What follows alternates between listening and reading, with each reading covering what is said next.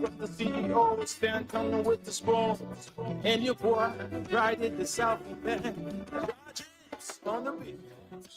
To get your information. For the food to be fine.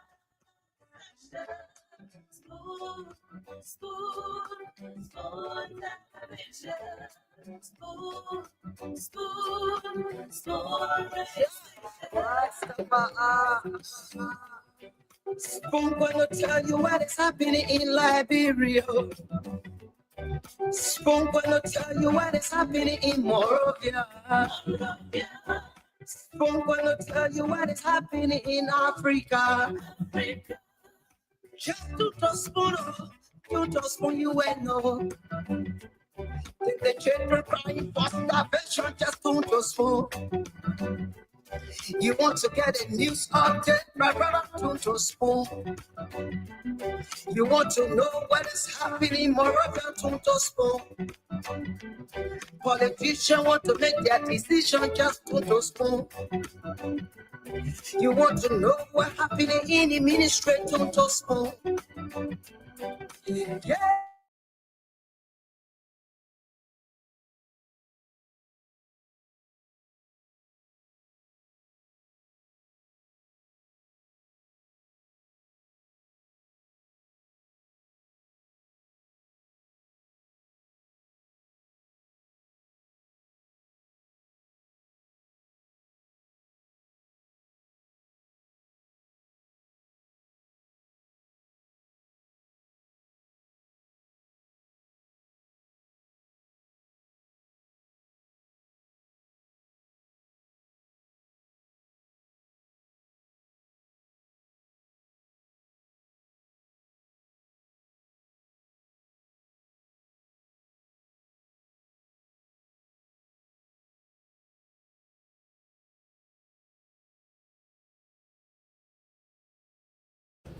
The intent of this communication here is that as we speak, there are gaps within the national budget. Looking at the USAID projects that they have supported in the past in the health sector, education, in the agriculture sector. Those agencies have been implementing, receiving funds from USAID, which we want to say thank you to USAID, and those projects have been implemented. But today, there are gaps since the budget have been passed, and in the national budget, some of those resources were captured within the national budget.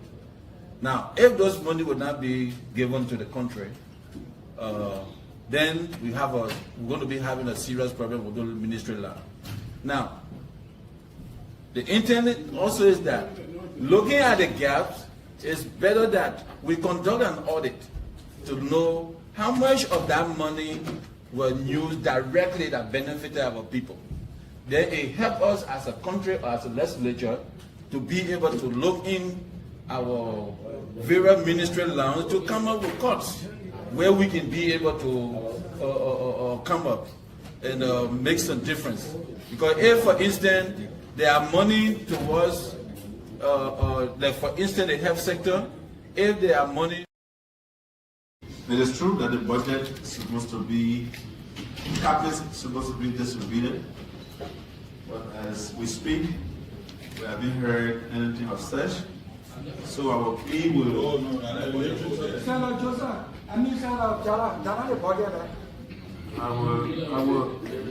I will plea with the plenary of the Senate to grant me a request for the minister, to appear on Tuesday, to show reason why copies of the budget have not been presented to the lawmakers.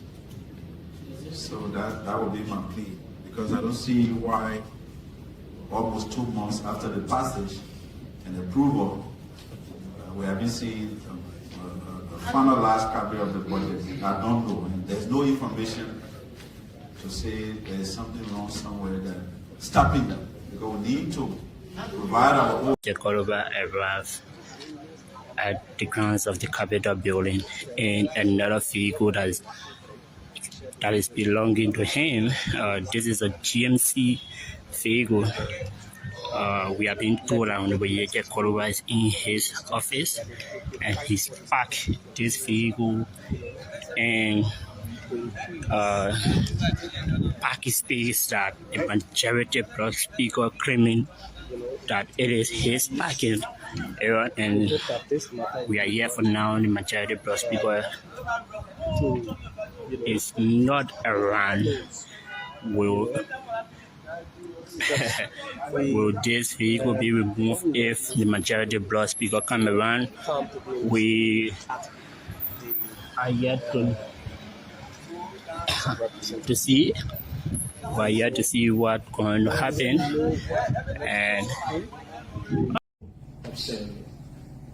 may I underscore that we trust not in the arms of flesh, and that we lean not on our own understanding.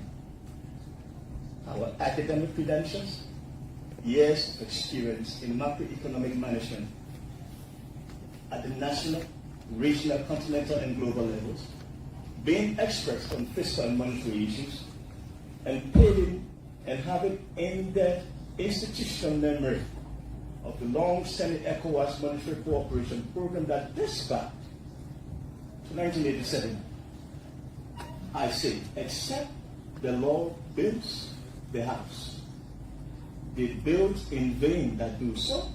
There's an establishment of ECOWAS Solidarity and Stabilization Fund, amongst others.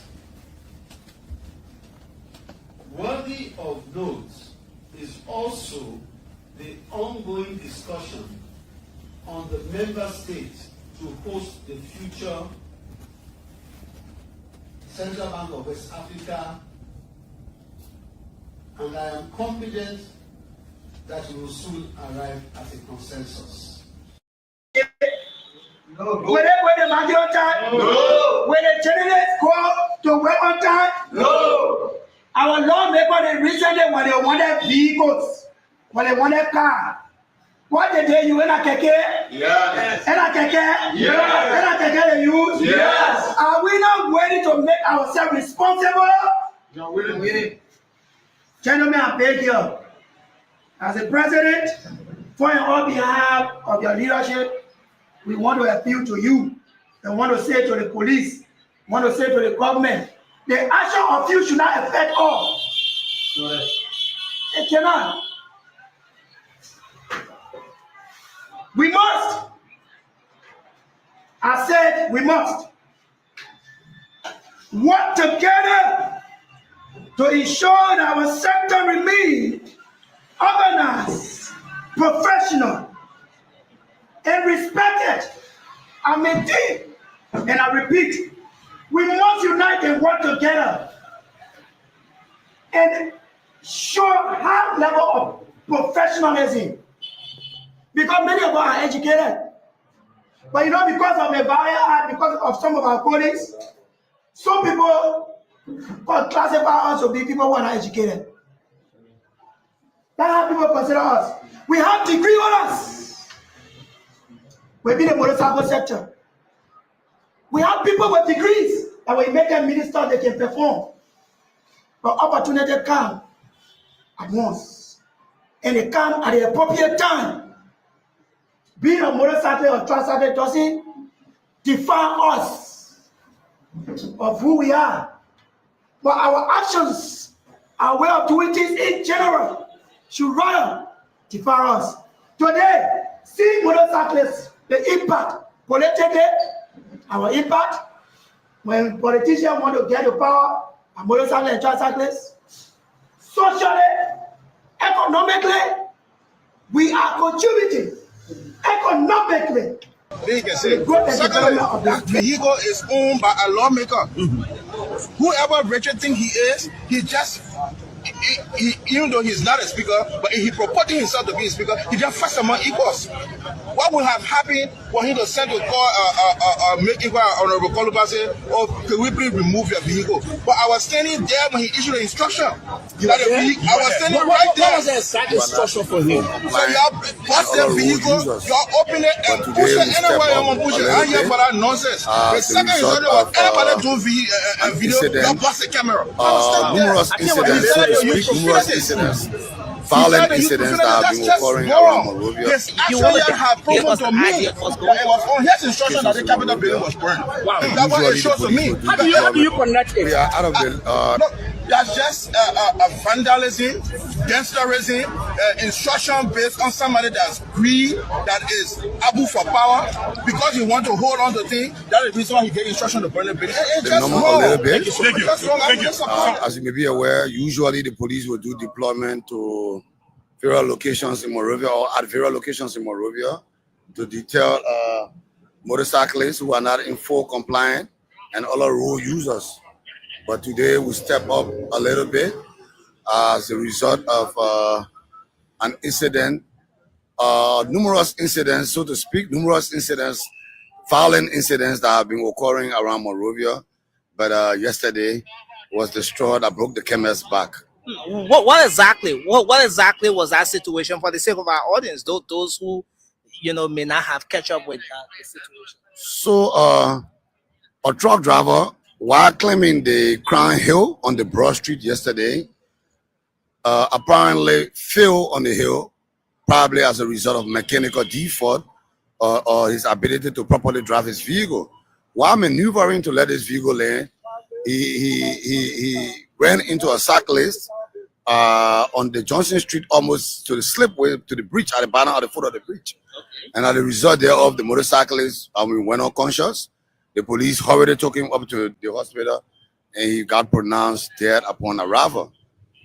Before we knew it, a band of motorcyclists in their numbers, 200 to 300, took to the streets and started to run behind police officers who were assigned everywhere in town, to the extent of vandalizing police infrastructures that we got along the road. You might be aware that we built a state-of-the-art booths around town, the one at Vamoma, the one here at Boulevard. The one at Boulevard, you need to take your camera here after to see the level of damage that was done. All the police barricades were in town. They started to remove them by force and started attacking police officers. To begin with, the Liberian National Police regret the death of this young man, and we're in sympathy with the family. But the act of lawlessness yesterday was unprecedented, even though there have been numerous incidents of lawlessness. But the extent to which they took it yesterday, where they were targeting police officers in every loop and corner, we thought was on the extreme, and we had to assess the situation properly. Now, what exactly is the enforcement going to be like moving forward?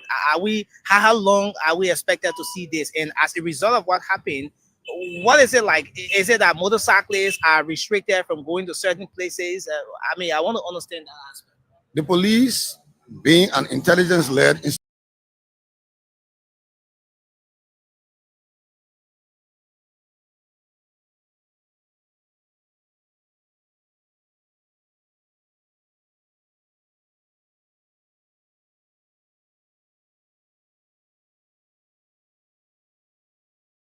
Africa, just to spoon, you just spoon you and no.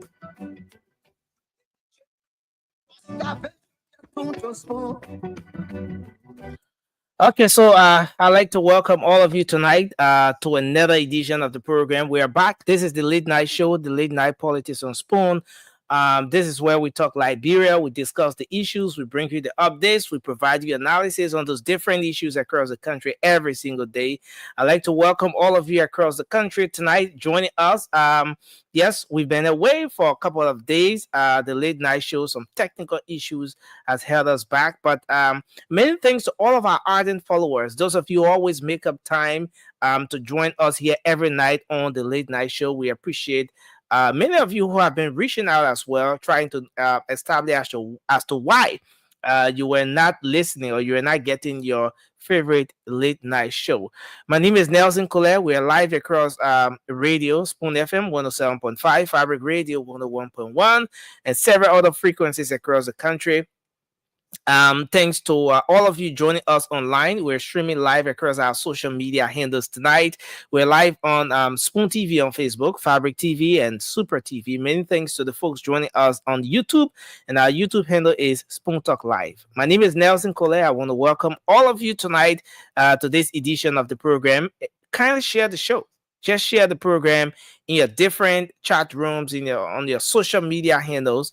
Because this edition of the Late Night Show is going to be very, very engaging. I'd like to welcome all of you tonight to the program.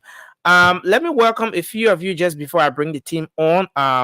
Muslim Boy Sharif, that's Adar Moore, Sally Vincent, Joseph Colley, Mark Julius Hills, Eric Miguel, Hipko Kazi, and so many of you joining us tonight. I want to appreciate you.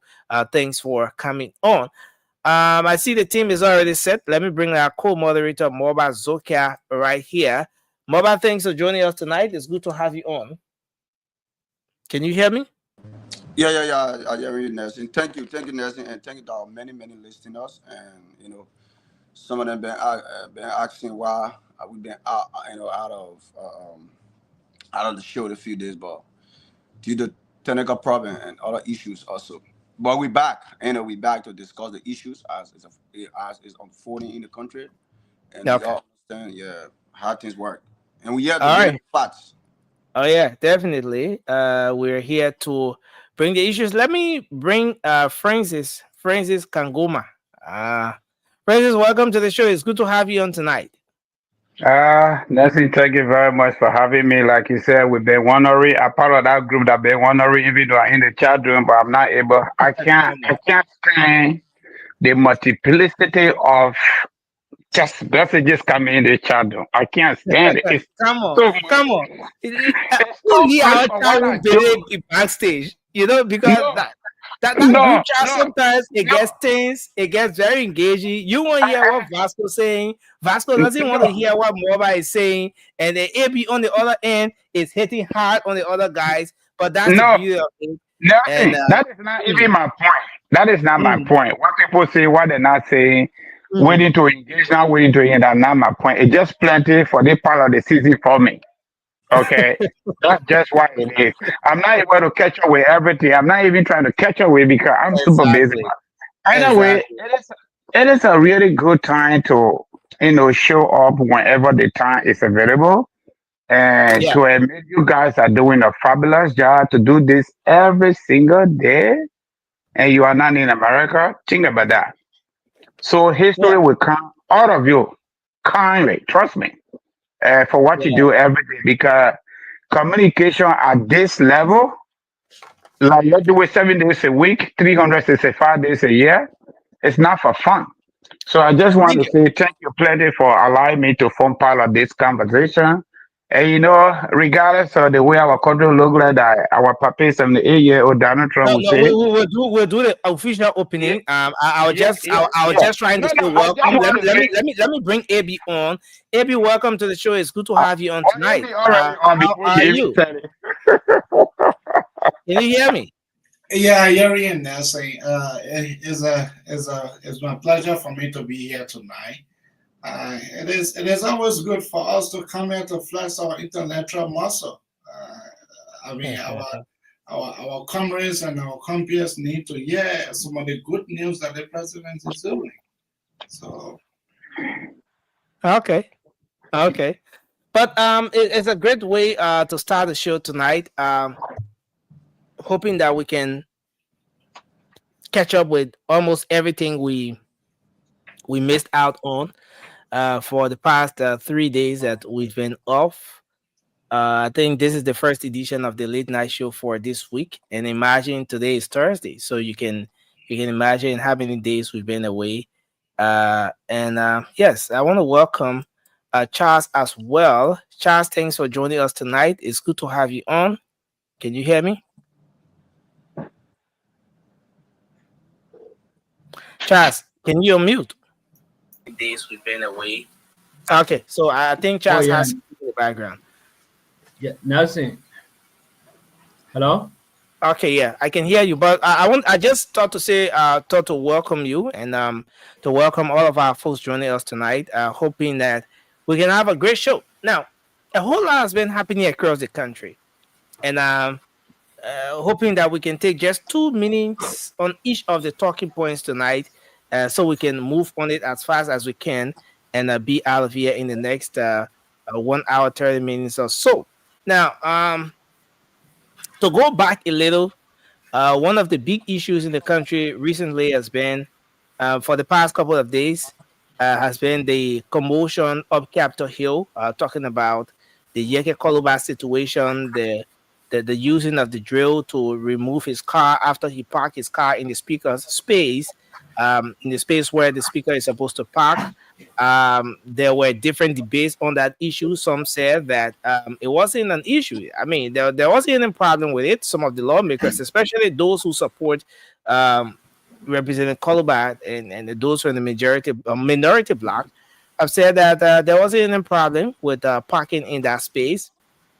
And the situation escalated to a point where there was a drill used to remove the vehicle from that particular point. And in the process, nothing, in fact, just to open the vehicle, to use a drill to open the vehicle, he said he had $2 million Liberian dollars, 25,000 US dollars, all in the vehicle, one Dell laptop and an iPhone.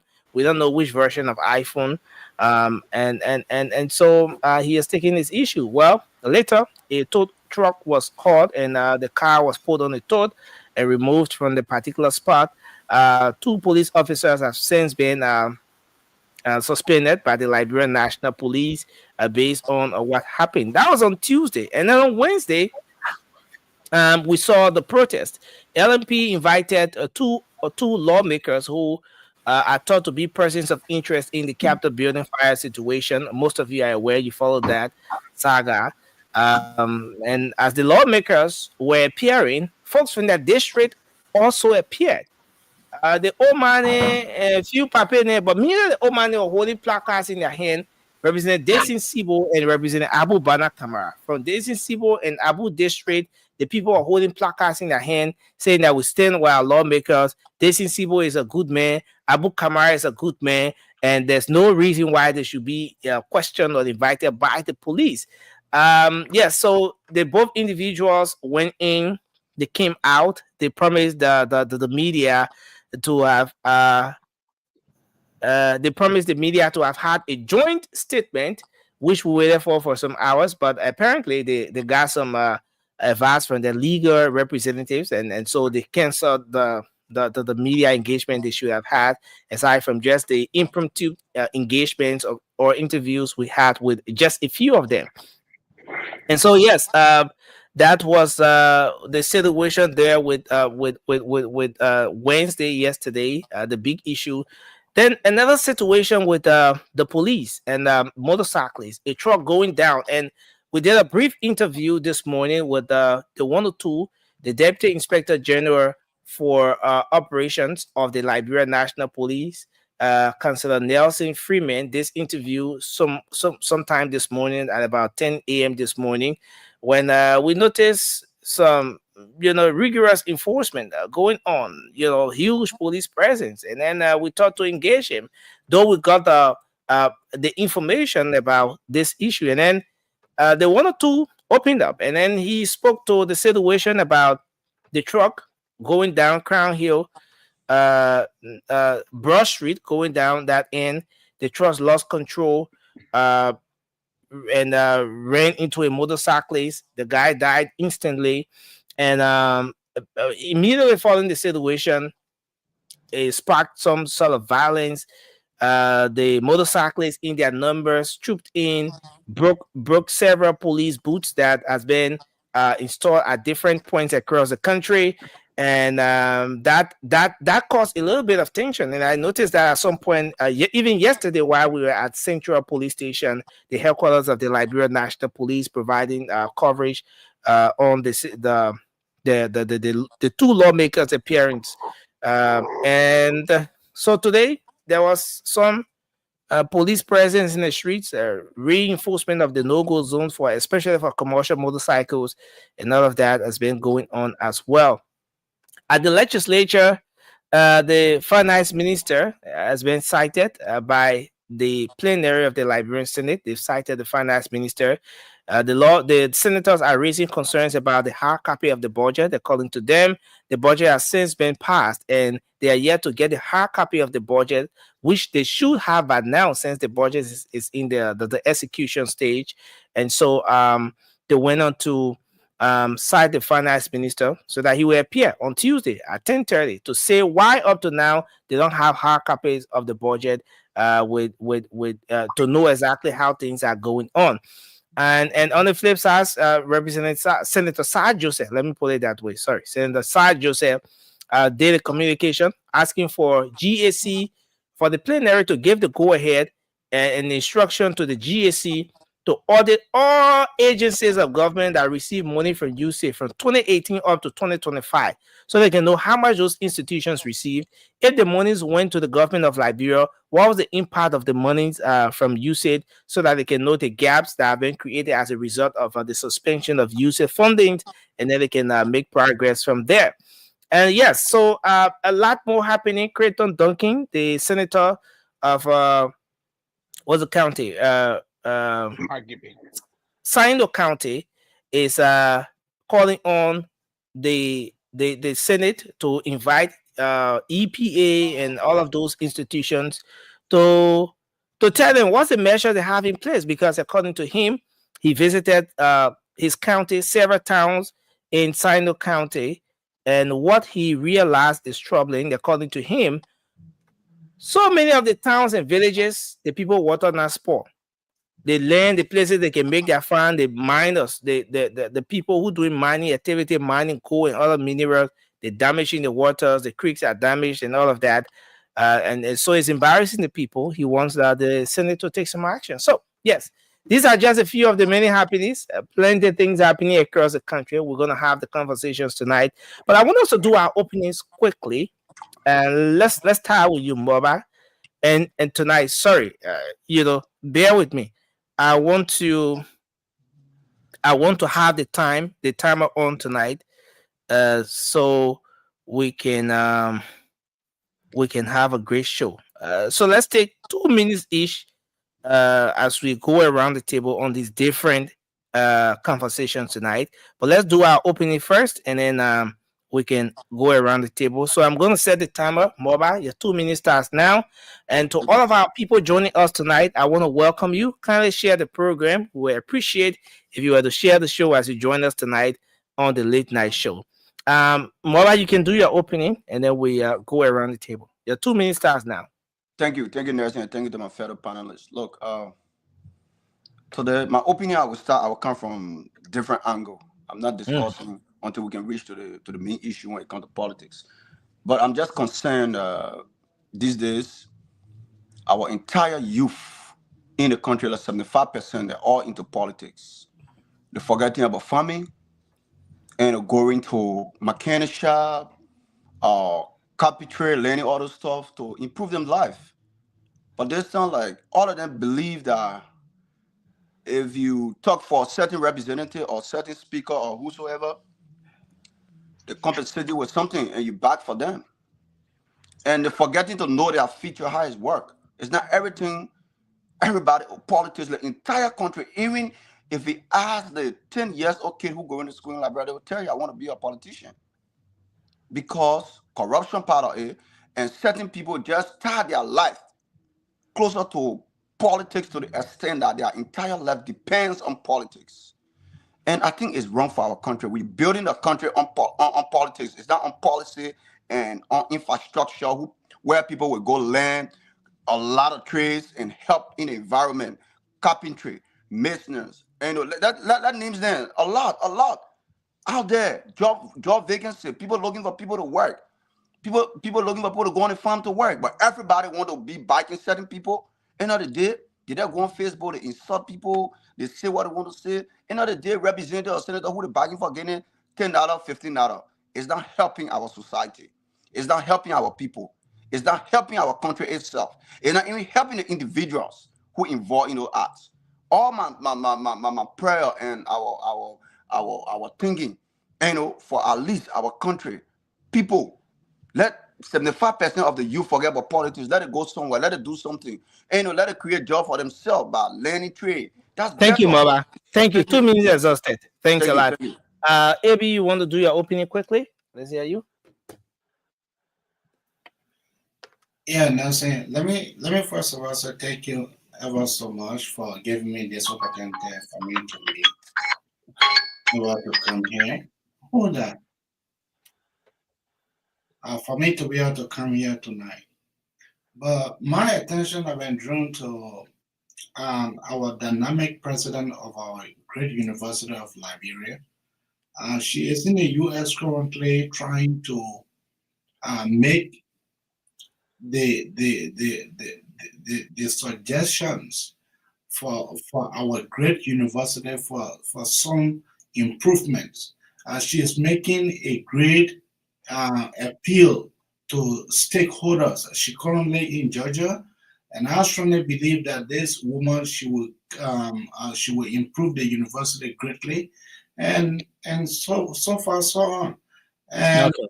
I can't just wait for us to be able to start the discussion because I have a lot for me to be able to give. Thank you. Thank you. Thank you very much, AB. AB did his thing in less than 1 minute. I think that's the way to go. But Francis, please go ahead. Your 2 minutes is on. What's on your mind? What's your opinion? Yeah, Nancy, first and foremost, I'm grateful to my God, and also I appreciate the fact that you and your team, Spoon Network, able to make this platform available for us to discuss Mama Liberia. But Marba says something very important to us, but I don't think it is a fault of the young people. I just feel that there is no more leaders in our country. There's no culture. There's no tradition because the occupants of the executive mansion has failed before and continue to fail. Marba, I did public administration minor at University of Liberia political science major. We did something they call decentralization. Everything in Liberia is central, even though there have been multiple whatsoever to make the country open. But you just tell me, since Joseph Walker came to power, how many private sector jobs that he has created for young people to go home? When you want the people to leave the motorbike or commonly called pan to go to work, you need to create jobs for them. Nobody will tell anybody to go to Grand Gide, to go to Lofa County, where I come from, to go to Sando. They would just go when logging was there. In as much as war was fighting to win Charles Taylor tribe, people were in the leeward counties because they had job there. The reason why they evolved into politics, that's the only way out for most of our young people in Liberia and older ones too. And that's what they are doing. 3 jobs: politics, motorbike, KK, mobile money, orange money. That's it. That's all they got. From Georgia to Joe Walker to Eddie. So tonight, hopefully we can discuss better than we are. But there's no leadership right now. That's why everything going the way it is going. All right. Thanks a lot, Francis, for your opening tonight. Let's take Ture, welcome to the show. It's good to have you on tonight. Thanks for joining us. Charles, you can do your opening and then we'll bring Ture on. Yeah, 2 minutes start now. Yeah, Nelson, thank you again. It always a pleasure to be here always, and want to say thanks to our many listeners and our people in Radio Land. Let me use this opportunity to extend a very big thanks and appreciation to Dr. Thomas and Twed Jr., commonly known as Countryman of District Number 11, for standing up for the reckless behavior of quote-unquote majority speaker. Charles. There's a way we should address our national leaders. I don't think we should use the platform to refer to national leaders in a very denigrating way. Let it be about the issue. His actions. That's what I'm speaking to. His action was reckless. I mean, so sometimes I'm not speaking to him as a person. I'm not saying he's reckless. I say his action was reckless. That's what I said. I didn't say anything wrong. Okay, go ahead. Yeah, so let me appreciate Countryman for that. indeed, it's not just an easy thing. It's a shame on district number 11. I believe it was based on that. And can we all mute and let's have Charles? I think having this microphone. It was based on that the shame to District 11 that he felt within his heart that made him to come up publicly to say that he going to provide the journalist forum that was poor.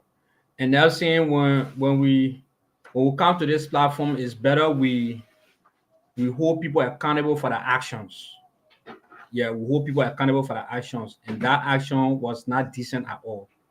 Thank you. Thanks a lot. Let's take you, Ture. Welcome to the show, Francis. Thanks for joining us as well. Let's hear you, Ture. Your 2 minutes starts now. What's on your mind? Can we all mute and have just the person talking? Yeah. So yeah, good evening, ladies and gentlemen. Well, no ladies, yeah. Hopefully our sister Amy can join in a bit. But yeah, man, to my senior comrade, bro, Francis, what's up, bro? Good to see you. I'm doing good, man. I'm doing good. And Francis Jawate too, my man. Been a while. Good to see you. I just about to say use last name because they're too. Yeah, I know. You kind of sneak up on me, Francis. But but yeah, man, look, just to piggyback off of what bro Francis Kangoma was saying, right? Look, I think we have a deficit in terms of leadership in our country. And when that happens, right, people tend to actually provide leadership for themselves, right? Then you got all what we call that kangaroo kind of posture, right? Like you seeing motorists and other guys then trying to, beat up on police officers, vandalizing infrastructure that are not in surplus. You know what I'm saying? So I mean, you don't have anything. The little you have, then you're damaging that. I don't understand that.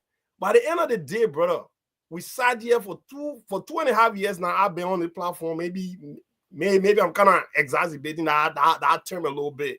But in search of leadership, and President Joseph Numa Boakai, I can say this today, bro. I am so disappointed that the old men have now provided that leadership to the Liberian people. It's getting on my nerves, and I think I speak for a lot of Liberians, especially in the diaspora, the kind of leadership that we expected. 20 seconds. We are not getting that, and it's so frustrating. Absolutely, and that's exactly what's on my mind. Thank you, Nelson. Thank you very much, Francis. You want to take your 2 minutes? Yeah, it's good to be here. This is Masia Snelly. How you doing? Good morning to our folks in Liberia. But, dude, I mean, every day, Liberia is an interesting country. Every day, something coming up, but nothing for the better. This whole thing about the incident with the police, the journalists at the Capitol building, I'm not surprised. People in Liberia, especially if they are elected officials, they think they can do anything. The same thing happened people during real time in Bond County. A representative went, they arrested his I think his driver or something. He went there and aggressively snatched the driver. Come in. You don't know arrest. Let's go. It was captured, I think, on Spoon and Network. They see representatives and all the police to go and beat people. The police will not go anybody that boss man for them or over them. They think they directly answer to those people and take command from them. They don't even know that role. So the problem is that we got issue everywhere. Nobody know that function. Nobody. And then do we talk about leaders? We are not bringing up leaders. I see the same recycle corrupt people. You hear the person want to maritime anytime. They to the senator in job real time. Then the representative in time. Or maybe they appointed official in the other person time. The same group of rotten, corrupt people keep recycling around the place. That's why they do not want to educate the people in Liberia. They do not want the people to go to school. They don't want the people to get good health care. Nothing, because it's a clique. Regard who, Ellie or Josh, we are President Parker, all of them, it's a clique. I mean, subconsciously, it's a clique. I don't think they all go and have a meeting and still do this. But if we educate the masses, we will lose our grip on power in our country. Thank you. Intentionally. Vasco, you can do your opening finally, and then whoever joined us will proceed with the conversation for tonight. Thank you, Nelson. Welcome. Yeah, I mean, I want to do my opening like this, Nelson. Do it the way you want to do it, brother. We long been looking for president. And no, we have. I think like can we all just mute, guys? Yeah, we long been looking for a president. God have given us a leader, and every one of us here will forever remember this leader that we have in the negative way. That's if you look at the whole country, we're going to 2 years now. There is nothing working in the country. When you say nothing working, what do you mean? Nelson, what is working in the country? When they say a country No. when they say the country, Nelson, listen. When they say Yeah, the country but I working, asked you, then you asked me back. okay, You know? when they say country working, these are the basic things that will even allow the citizen to not make noise, like electricity, running water, education, health. Because don't forget now, these people are the most experienced people. That's the reason why we brought them to power. But we're going to the second year now, there is nothing. If our AEC now is getting more terrible than ever before. Government ministry telling the people say, current will go. In fact, they bring the release up, and the actual thing that is happening now, they say about 1 o'clock or 12:30, everybody can start going home because no current. This is how Vasco. Yeah. Where people can start going home 1 o'clock, they can go home from work or from their business. They can park their businesses and start going home. From government or entity. They can leave the government entity by 12 and start going home. That's a big man to open go to the show about big man. Yes. No. Wait, Vasco, which entity the people can leave work by 12 o'clock and go home because no current there? One, I said 12:30 to 1 o'clock. So they leave 12:30 to leave 1. The things people are talking to that while the man bringing for open. What you call the things people are talking today? I got people that I got a friend. I got more than 2 person that work in the internal affairs ministry. Okay. So you're trying to say internal affairs ministry, the people can leave. It's happening now. That's the internal affairs ministry coming out, but it's happening almost everywhere. Thank you, Vasco. You be LU, our bigger university. How long have been closed for? You want to say you got a country that so at 12:30, 1 o'clock too, they can leave. They don't even go there because there's nothing there. Nobody going Vasco, there. thank you. Yeah. You know, Vasco, when we who live in Liberia, when someone else talking 18, sound like you one person, not everywhere. Like explaining a movie, a kind of movie to somebody. Nothing happening in the country. Vasco, in reality, some of these things are not the way, you know, I'm trying to find a way to put it, right? You know, there is the reality and there is what you hear. And sometimes in order to get the actual picture of what things are, you know, you have to step beyond what you hear. You know, so let me hold it at that. But I want to welcome everyone to the show. Let's hope we can have a great show tonight. Everyone joining us, please share the program. We're on tonight after a couple of days. Yes, let's hope we can have a great show. Now, a lot has been happening. Some of those things we didn't get to touch on, and I want us to take just a minute, 30 seconds, or let's take 2 minutes across the board like we just did. I'm keeping the time, so I'm very sure that we can make the most of it. Well, we came across this situation just the other day. The Corolla arrived at the grounds of the Capitol building in another vehicle that is belonging to him. This is a GMC vehicle. We have been told that the Corolla is in his office and he's parked this vehicle and parking space that the majority block speaker claiming that it is his parking area and his car, so folks and so we are seeing a little bit of tension building up here as members of the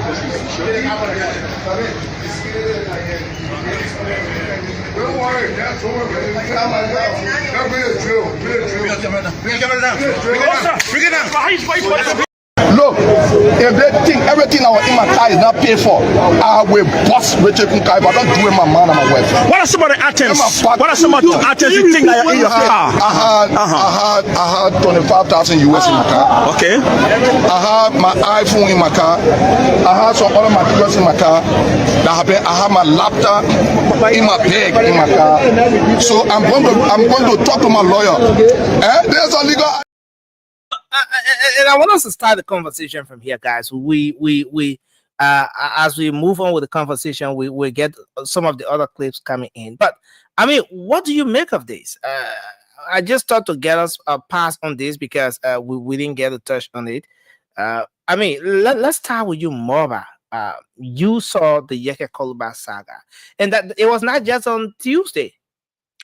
Yesterday was Wednesday, and then today he took another car there in the same space, parked in the same space, and of course, the rest is history. Let's hear your take on this, Morba. Yeah, thank you, Nelson. Look, I'm much. We understand what happened over there. Like I watched the entire scenario, what happened, but I think Richard Kun was in the wrong for going through Yeke car and about breaking into Yeke car. It is wrong. You can do that. All he need to do to call a tow truck. Nowhere in the world it can happen. Even in the great United States, your car place probably answer to be there. They say, do not park. If you park that, you see a tow truck car and tow your car and carry. Nowhere somebody that breaking somebody's car. More especially, it's not criminal. It's not criminal investigation issues to say probably need warrant to bust the car because before you bust my car, you need a warrant and all based on investigation. You can just go busting somebody's car. But for that aspect, Richard Kun was wrong. I would say that 100% was wrong on Yeke. And Yeke took advantage by saying a lot of stuff got missing. But then the same Yeke man who said a lot of things, I mean, he can still be charged with criminal offense. Because... What's the criminal offense there? Because he lied listen, he lied by saying he got so much money. How do you determine he lied? Okay, let me put it this way. If the investigation show that Yeke saying he had $2 million, I think $2 million or 25,000 United States dollar laptop, computer, and stuff. Let me use that word, if the investigation show or proof that what he's saying is lie, right? He lied, he can still be charged. Because number one, nursing, all the people who were over there on our scene, they said they never saw the police officer taking anything because people were there. And first of all, nursing, it was on camera from the start to the end. So you can use that advantage to say somebody stole from you, they know. So if Liberia was a serious country, right? If Liberia was a very serious country, if they investigated the matter, I know it would go on the carpet and say, Yeke, I'm not happy, never forget it. And Yeke too brave by standing on, saying on spoon that he said, yes, no thing God missing from me. I won't teach no lesson. It don't work like that. It don't work like that, nursing. If the investigation team found out that nothing got missing from Yeke, they can charge him for criminal offense. They can charge him for it. But no, what would be the criminal offense here? What would be the criminal offense here? Forgery. Forgery? Yes. Because he lied. That something got missing from him and nothing got missing. But how do you determine that he's lying? That's what I'm saying. That's why I related this thing. That's why I related to the investigation. If it is true that the investigation, listen, let me conclude.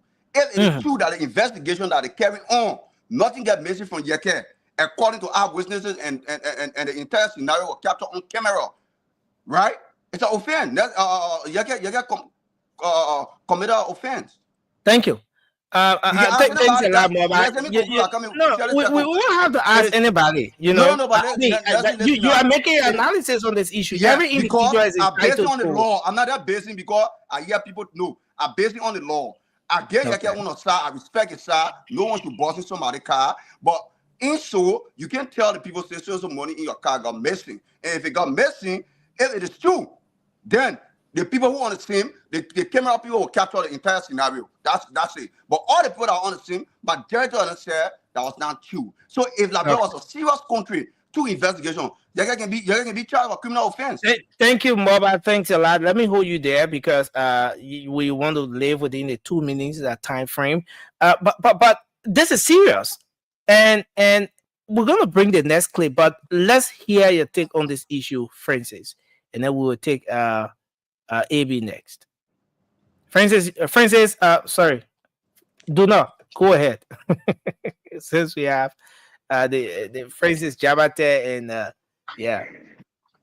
Nelson, my colleagues on the show, Moba is in total disarray, I must admit. You know, our people in Lofa County say the fish get rotten from the head.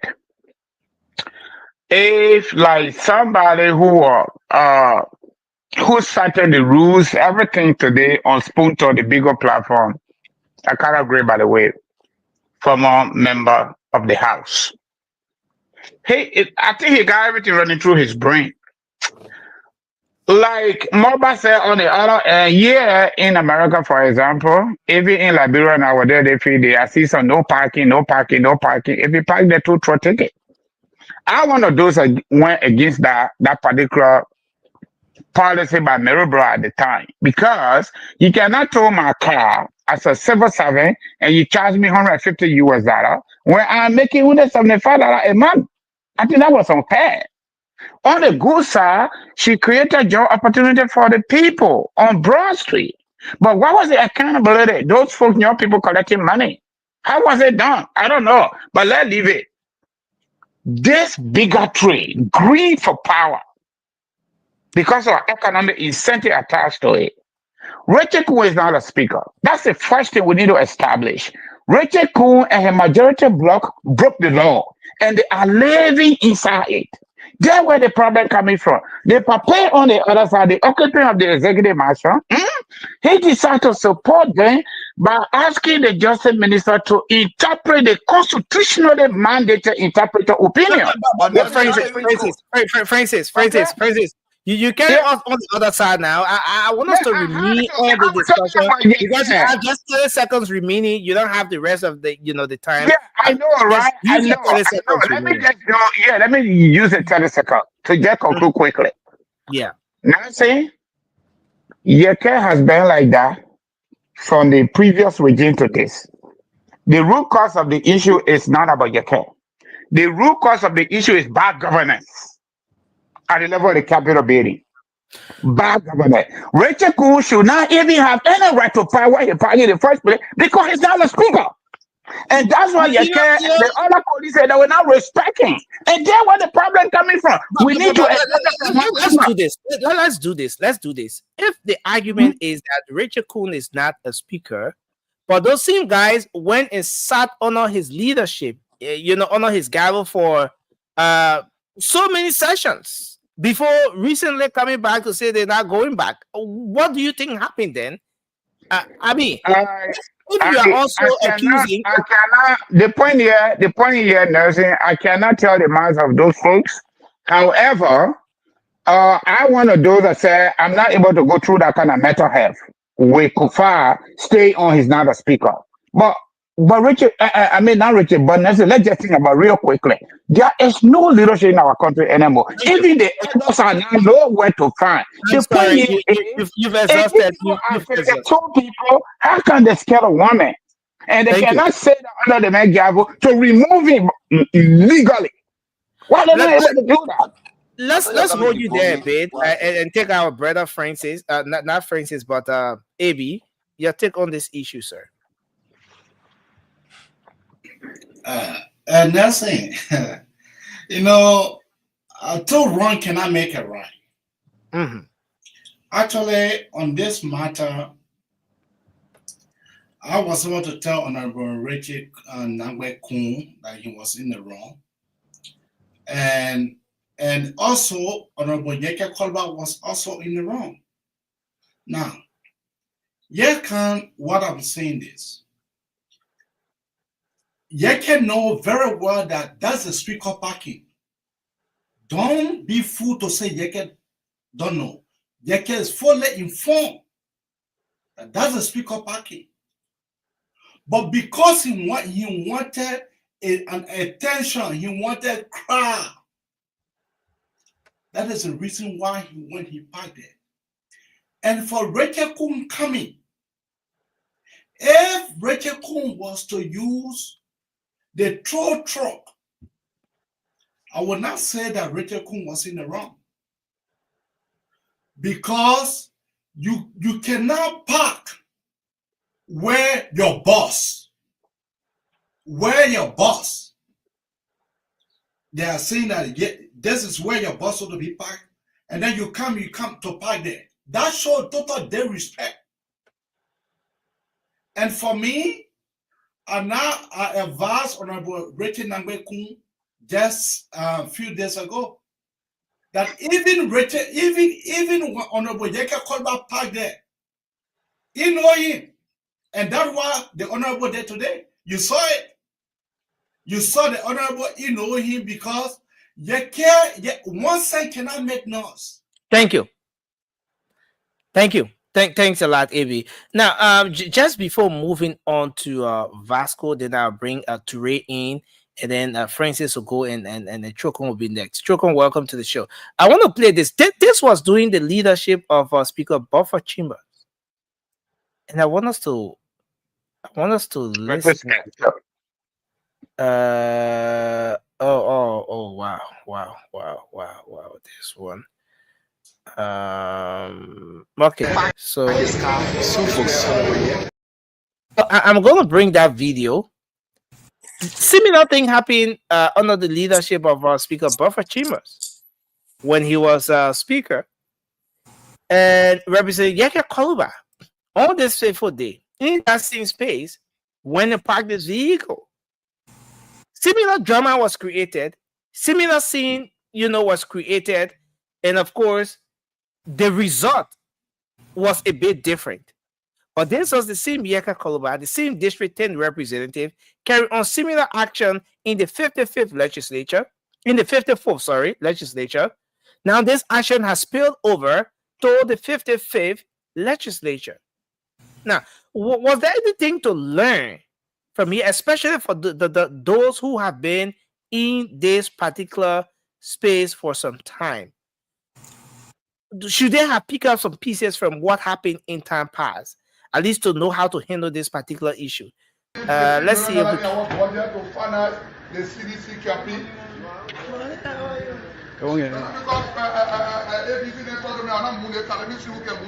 By then a black car, I will call my car. For Bobo Chimo 5, we are black 1 year. Nobody can do nothing to me. A lawmaker, Bobo Chimo, a lawmaker. They play another Somali personal play. Don't dwell on a Somali personal play. Uno Bobo supposed to park here. For what in that Bobo a year buffer. The player when winning will come get out our car, our drowning car, our car. Now because we let Bobo park the car, that means he's supposed to park the car here. And 1 year who will say, you saw a moon car? Oh, when you talk, we're not moving. So you can go for buffer. Again, this is the same lawmaker in the 54th legislature. Something about the conduct of the lawmaker, and that's a whole conversation for another day. But let's hear from you, Vasco, on this one.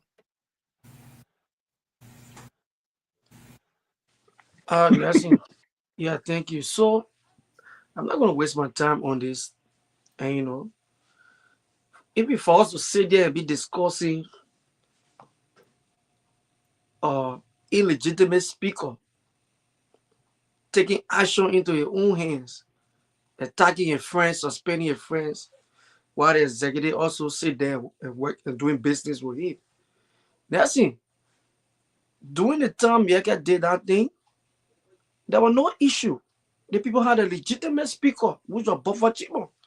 But yet they still Yeke went back over there. But you saw the kind of action the people took to get Yeke out of there. Now Yeke is doing this thing at the time that the entire House of Legislature is in serious disarray. They got majority group and they got minority group. And they got a legitimate speaker, which is for Nati Kofa. They saw that Yeke is on. So Yeke went and parked a car over there The person that should be telling Yeka to take a car from one another from a Dikofa. It's not Breche Kun. Breche Kun is not speaker. Does Councillor Kofa have the quorum? Does he have the number? Has he been conducting business? And these are the questions that some of the people are asking, even at this point, that the speaker wasn't able to conduct business for about 3 months plus. He could not get a quorum. He could not get his colleagues to sit under his gavel. They have lost confidence in his leadership. What do you think, Vasco? I mean, are these reasons enough for us to see what is happening with the legislature at this point? Let's see, the people got the rules, right? And the rule also say that if the speaker cannot get the numbers to convene session, he can adjourn. And that's what they've been doing. And that is what they're doing right now. Send the Supreme Court or one of the justice came out and said that everything that happened over there was illegal. They're going back there. And the only people that are making this thing so difficult for the country is the president. I want to hold you there. Take 2 minutes to recognize. Let me end this, please. Because the president is recognizing, the executive branch is recognizing the illegal people. That is the reason why today we are here. Thank you. Let's take Toure on this one. Toure, your take on the issue. Josh, welcome. I see Cindy is in the back, but the set is full now. So at some point we're gonna rotate. But go ahead. Yeah. So Nelson, once again, lack of leadership. Both individuals are wrong. Yeke should not be parking car over there without license plate. I don't even know how he got that car up there. That is absolutely wrong. Rachel Kun, you're not a police officer, you're not a law enforcement officer. Call the police, let them handle that situation. That's it. But look, man, we can go back and forth on this issue, Nelson. It will come down to something that I have consistently stated. Leadership starts from the top. Whatever is happening in that area there, the president should have some level of interest, because this is gradually turning into something very, very dangerous. I'm seeing it today, but things are fanning around, and it's actually like the temperature keep taking every day. We all know this historically. Yeke is an agitator or confusionalist. Yeke survive in chaos. That's just the bottom line. That's just the bottom line. I'm telling you, look, I can see somebody from Yeke posture. Yeke does not survive in a civil environment. It has to be some level of chaos. He did it to CDC. We saw that, right? And then how the Yeke absolutely created his own story to somersault and become an opposition broad daylight with absolutely nobody doing anything to Yeke. Because Yeke understand under normal circumstances, when leadership should be actually put in place, when legislature and lawmakers should really come to the floor and really try to push for whatever they're trying to push for their constituency or for the people of the republic, Yeke does not survive under those circumstances. So Yeke will only do what Yeke does, and that is to agitate, that is to just create chaos, and everybody just fan around. That's what it is, bro.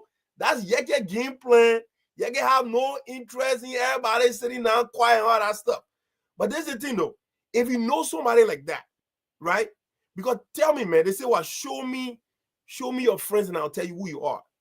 You see, sometimes as friends, on the platform right now, I have certain expectation on different individuals here. Like the expectation I have for my boy George could be different from what I have for Moba, right? But they're all my buddies though, right? I'm not going to go low, I'm not going to go high on someone that I've never had that kind of level of expectation for in doing good. So Yeke is just one of those guys. I don't care what it is. Another president can come tomorrow. Yeke will still find himself in opposition. That's just what it is. That's just Yeke right there. So, Like I said, Nelson, look, Nelson, how do you deal with individual like that? Don't fall for their bait. Yeke will throw bait, right? Let the who can go fishing. Yeke carry a hook every day. Go throw in the water. Looking for someone to actually hook on it. And that's what happened. But Richard Kuhn, man, Richard Kuhn needs to really come to terms with the fact that he needs to have some emotional intelligence. That comes with leadership too. Emotional intelligence is very key when you are in a society that is so polarized politically. So you need to understand how you maneuver through that matters. But for some reason, man, everybody just politically charged from the top to the bottom. Thank you. And it's not really helping. I want you to weigh in your thoughts on this one. Then we'll go to Chokon. Look, if they think everything in my car is not paid for, I will bust Richard Kunkai, but I don't do it my man and my wife. What are some of the items? What are some of the items you think that are in your car? I had 25,000 US in my car. Okay. I had my iPhone in my car. I had some other materials in my car. I had my laptop in my bed. Why did the lawmaker say 25,000 USD? $2 million Liberian dollars, and everybody's shouting in the background. Did you take notice of that? Are they doubting? Are they not believing that the lawmaker will carry with him in his vehicle $2 million Liberian dollars plus 25,000 United States dollars? I mean, just a take on that. To read, then we'll move to Chokon quickly. Well, Nelson, the fact that his car was vandalized, you know what I mean? I mean, he can clean whatever was in there, right? I mean, and that obviously people have to go and I mean they'll go to court, obviously. But man, look, man, and Yeke is talking about if all those items are not brought back, he's gonna take his own action. I mean, it's just not good for our country, man. It's just not good for our country. We can't be paying back for back, man. Let's use the judicial system. Let's go to court and let's see what happens. I don't know who you there. Thanks a lot to read. We're going to bring Sandy in shortly. I know you want to come in. I can step back and bring Sandy on and Nelson. No, just hold on a bit. Just hold on, Turi. Hold on. I just wanted to make a certain correction that the police officer who carried the drill for them to be able to drill Yeke Kolbaka, that police officer takes stock of everything. He took stock of everything that they saw into his car. So I just wanted to make that correction. Yeah, but I mean, the stuff. Right. Chokon, we're coming to you. Everything was done on camera. Everything was done on camera. But I mean, that's another discussion for another day. But Chokon, let's hear your take on the issue here. Yeah, and then we will take Josh, and then Cindy will be last on this talking point. Yeah, before I proceed, I just want to demystify for some of the lies. Charles, not all you. Nelson, are you forgetting me? I didn't even go there. Go ahead. Chokon. Yeah, I would like to start by demystifying some of the information provided by Molba and the other guys. So Molba talked about the statement made by Yeke Koluba who make him guilty of committing a crime. That is false. When a person is walking on the street and they make a statement, they don't go to jail or it's not a crime. He didn't make any false declaration in court. It's not what I said. Don't misquote my words, please.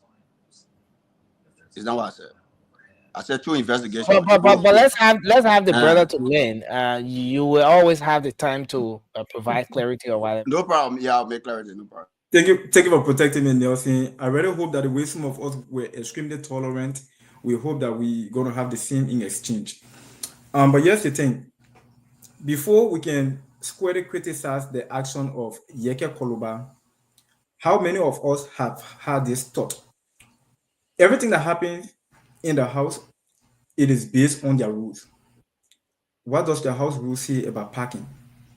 Is there a law that specifies where a particular person can park or not? Or is it based on precedent? Or is it a tradition?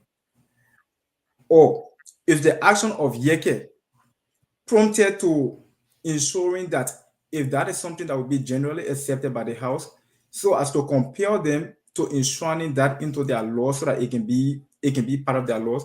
Because anything that is not done legally is not done at all. That's the first thing.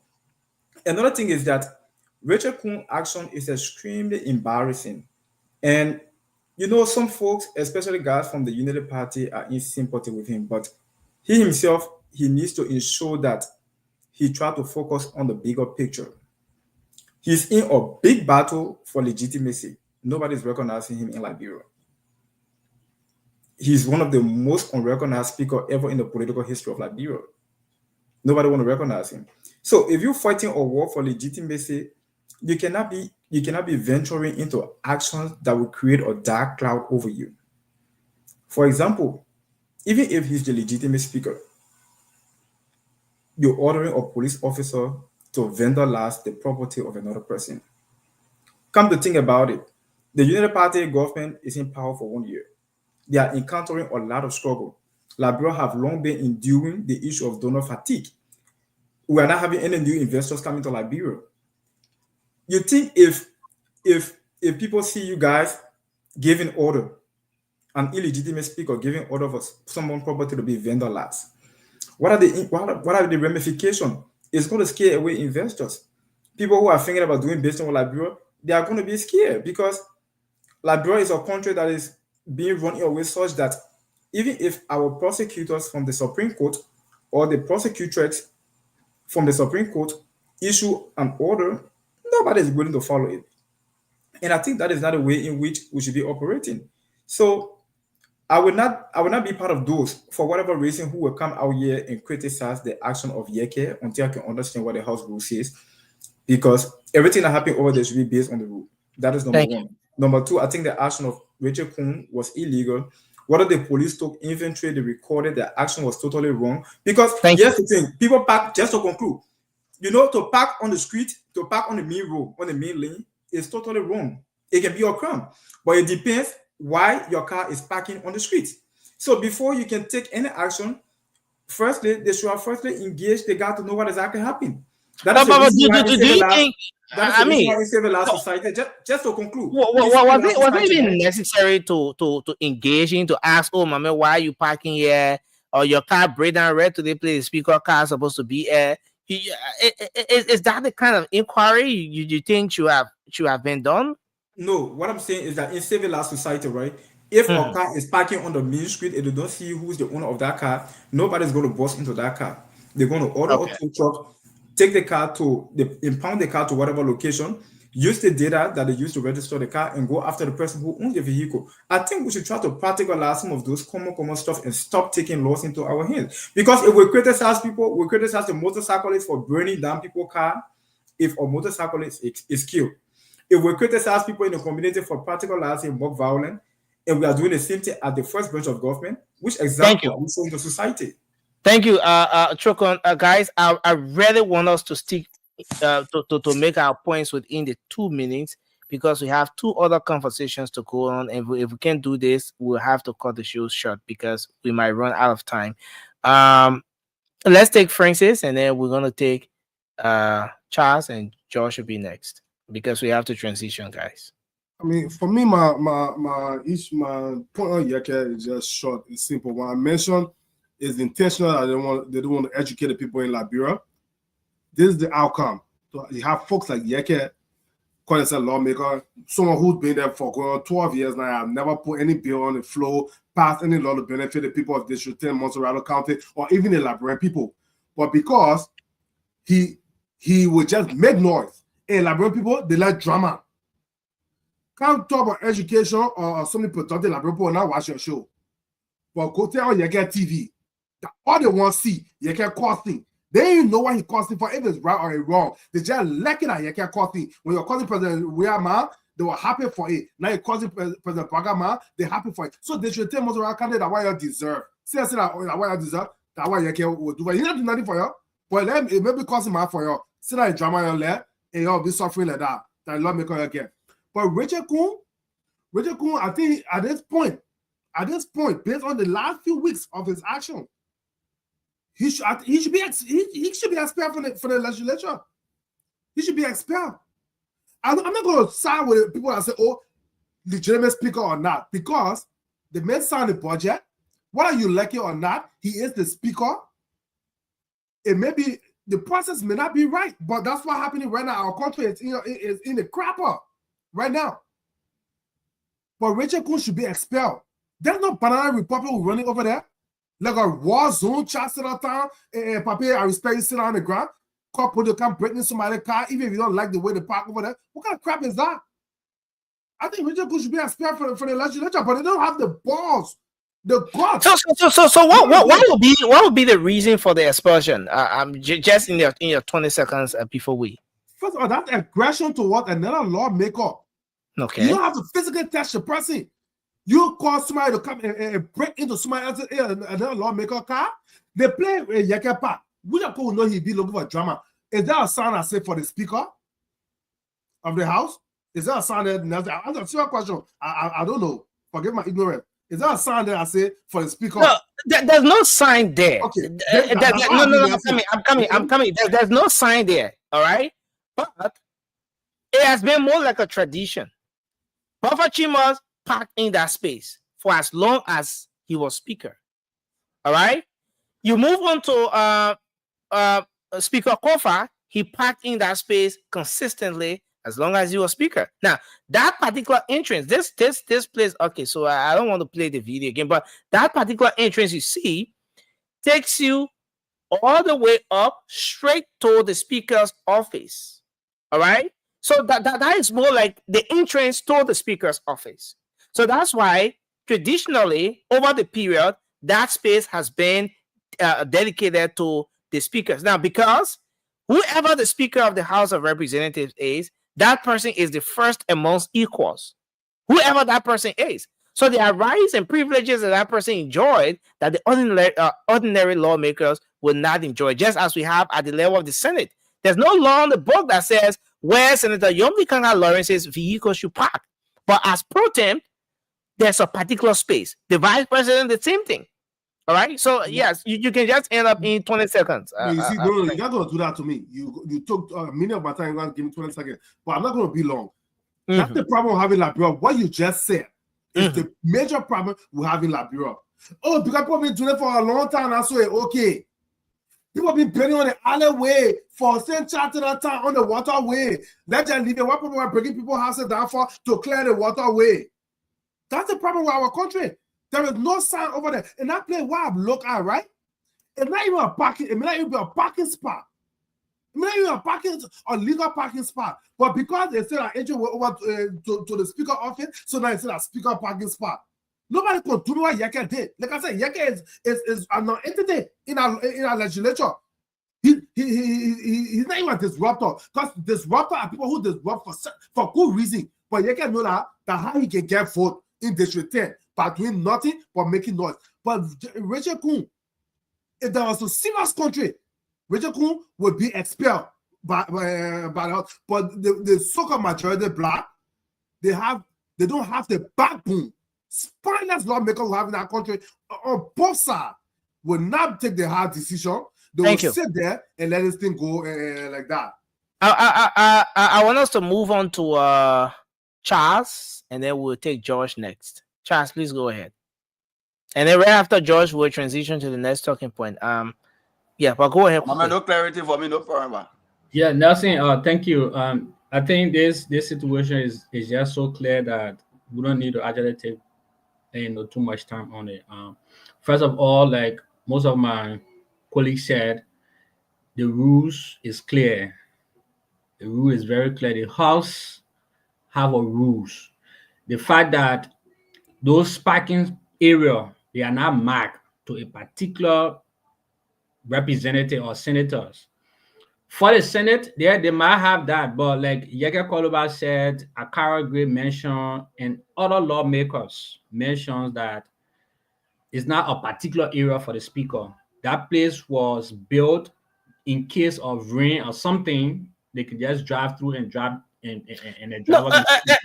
Are we saying here that there should be the precedent? Are we saying here? Because now it's not about a particular person at this point. All right. So are we saying that this is how we want it to be in the coming years, that whoever the speaker is, you know, there should be no designated spot, parking space for a speaker, the speaker of whichever, whether 56, 57, or 58th legislature. Any lawmaker can just park anywhere. Is that what we're saying here? Is that the precedent we're trying to set? So Nelson, here's the thing, right? Those guys know exactly what they want for themselves. If they feel that something that is good for them, they will definitely put it into writing and make it a law for them to follow. They have laws that they've been following, all the other laws they have. They don't take that into consideration. Okay, so at this point, I'm not saying in any way that parking there was wrong. No, he's not wrong at all. And there where leadership comes in. There where leadership comes in. And you know, and when you check the code of conduct that Madam Edith Jason said he signed, the Hawks signed, they all signed. The code of conduct, there's a section, I think part 3, that talk about principles of conduct. Honor A, they have a couple of items listed. Honor A, they talk about leadership. And there where Richard Kwon should have shown his leadership ability, because that action of Yaga Koluba was deliberate. Yaga Koluba was targeting the attention that Richard Kwon gave him. And you can tell that it was also premeditated too by Richard Kwon, because where he got drills from right out of the box. Like as soon as he tells somebody, say, yeah, you're going to do this, get a drill from in the car, right away, the drill came out. So it was with him. So he premeditated the actions already. He premeditated it because he knew for the way that someone was going to park there. He was there when he was in the house there when Yaga Koluba parked there doing former Speaker Buffer Chamber time. They were all supporting that. He was there. I remember a video that he was even taking Yaga Koluba out. The Richard Kwon was taking Yaga Koluba out of session and supporting Yaga Koluba actions. Today, why are you doing things that you're doing? Only because you are power grieved. You are so desperate for power. Excuse me. Thank you. You are backed by the executive, so you feel doing whatever, nothing will come out of it. Thank so you. The issue about Yaga Koluba having money in his car or not, that left with Yaga Koluba. I cannot speak to that. Yaga Koluba is the right person to answer that questions, and only the investigation will determine whether money was there or not. George, you want to come in quickly just before we transition? Yes, Nelson. So look, Nelson, I'm one of the guys who have experience with my car being towed in Liberia. In 2021 or 20, yeah, about that, I was in Liberia. I drove to Echo Bank in single area, and my car was towed. Before I came out from the bank, my car was towed, and I had to, get in another taxi, chase them up, go to where they were going across the bridge in I don't know how to call it, Manjua Market. I don't know how to call that place. Around there, as soon as they cross the bridge from town. They parked my car in there, they locked the gate, and then someone told me that you can go down there. No one even told me where to go. But Nelson, I'm just saying it to say that your car can only be towed when there is a clear sign that says do not park here or parking only for this, right? For this person. So people that say the car should be towed, it should not be towed, I think it shouldn't have been towed, because from visual inspection, I see that there's no sign over there to say who's parking and who does not park here. The thing is that when laws are ambiguous, like maybe we say gentleman agreement, that the president is gentleman agreement, that nothing can come to the country, or the agreement are gentleman agreement. So gentleman agreement does not always stand the test of scrutiny, because it gets, okay, we agree that, that one is out of park, but one is not put down on piece of paper, or there's no sign there. Nelson, it's very hard to police those sort of things. So what Mr. Kwon did, or Representative Kwon did, I think it just shows that how these people are so arrogant. They feel that they are above the law. They can do anything. These people, when they use the same drill and chisel and everything and open the speaker's office, they got emboldened by nothing being said, nothing being done to them. Because that, for me, it was criminal enough, to have had these guys to face the law.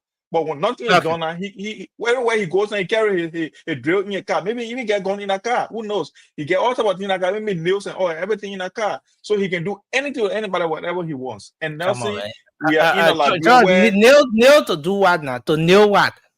You know, to lock somebody in the office. When you see when you're not supposed to go to the office, you nail your door. Come on, George. Come on, George. Yeah. Okay. Just conclude in a few seconds because we have to. And Nelson, that's why when they say when you give, a B-made job to a boy, that's what happens. That saying used to be said by President Boakai, and that saying has relived, to see our time. Come on, man. That Come this guy, Fonatic Kofa, was the man. And his job was been taken from him and given to a boy called Kun. And Kun now is just going nuts everywhere. And I think it's about time that he should be called to order. And I think whoever is saying that, how they call him, the representative, Yega Koluba cannot make any claim. Yega can make any claim. Somebody bought my house here and they catch you. All the things that were not inside, I would name them. Who there to police and say, oh, George, you know how the thing bring receipt.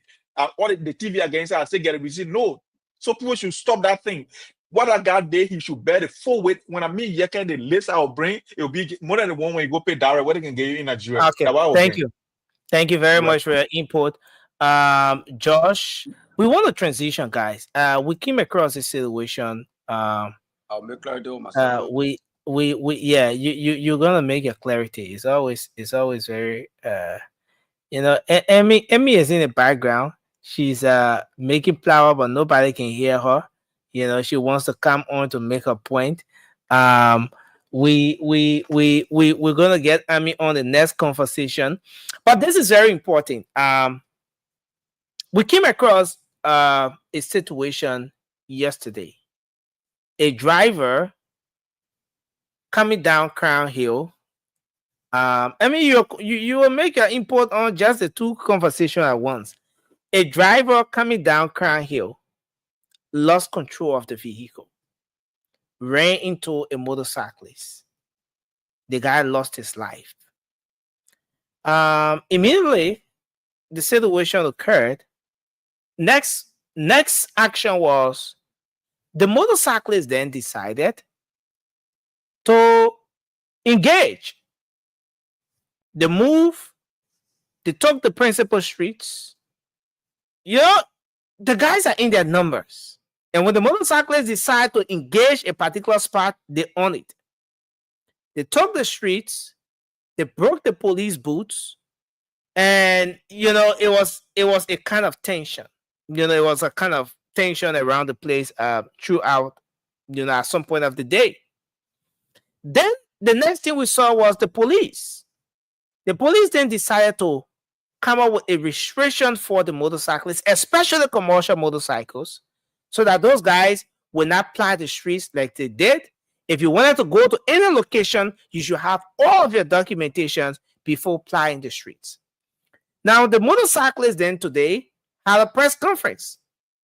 And I want to bring just a clip from some of what they said at their press conference today. The guys are saying that what they do is so important to Liberians to the point where even the leadership of the police now should be rethinking her decision. The guys are saying, yes, we understand you say your police boot got destroyed, and all of those different things. But we want you to know that decision, we want you to rethink your decision.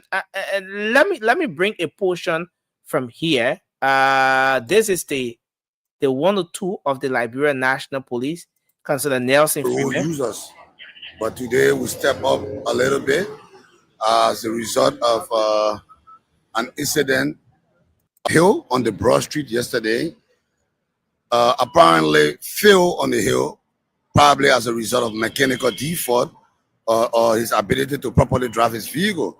While maneuvering to let his vehicle land, he ran into a cyclist on the Johnson Street, almost to the slipway, to the bridge at the bottom of the foot of the bridge. Okay. And as a result thereof, the motorcyclist went unconscious.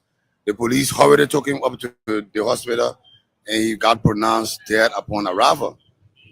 Before we knew it, a band of motorcyclists in their numbers, 200 to 300, took to the streets and started to run behind police officers who were assigned everywhere in town, to the extent of vandalizing police infrastructures that we got along the road. You might be aware that we built a state-of-the-art booths around town, the one at Vamoma, the one here at Boulevard. The one at Boulevard, you need to take your camera here after to see the level of damage that was done. All the police barricades were in town. They started to remove them by force and started attacking police officers. To begin with, the Liberian National Police regret the death of this young man, and we're in sympathy with the family. But the act of lawlessness yesterday was unprecedented, even though there have been numerous incidents of lawlessness. But the extent to which they took it yesterday, where they were targeting police officers in every loop and corner, we thought was on the extreme, and we had to assess the situation properly. Now, what exactly is the enforcement going to be like moving forward? How long are we expected to see this? And as a result of what happened, what is it like? Is it that motorcyclists are restricted from going to certain places? I want to understand that aspect. The police, being an intelligence-led institution, continue to get tip-off from our intelligence sources that there are possibility of the guys regrouping and causing more havoc on society. So as a result thereof, we got this temporary measure we put into place this morning. We're restricting the movement of all commercial motorcyclists within these zones that we declare some times ago as compliance zone. You may be aware that about 6, 7, 8 months ago, I think sometimes last May to be specific, we had a lot of engagement. Okay, so sorry. I was trying to get this video ready, and this is just few seconds or less of what actually happened after the accident situation. Motorcyclists happening here now. They've removed the police blockade, and they are, I don't know why for, because you see the other motorcyclists there. I think the police have to come in a bit, but motorcyclists are here. This morning, I don't know why. They say they want justice. They want justice.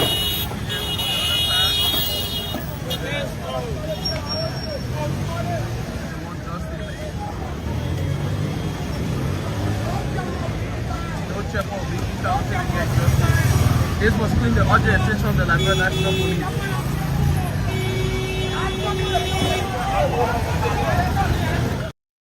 The guys are saying there will be absolutely no checkpoint here. We want justice for our colleague.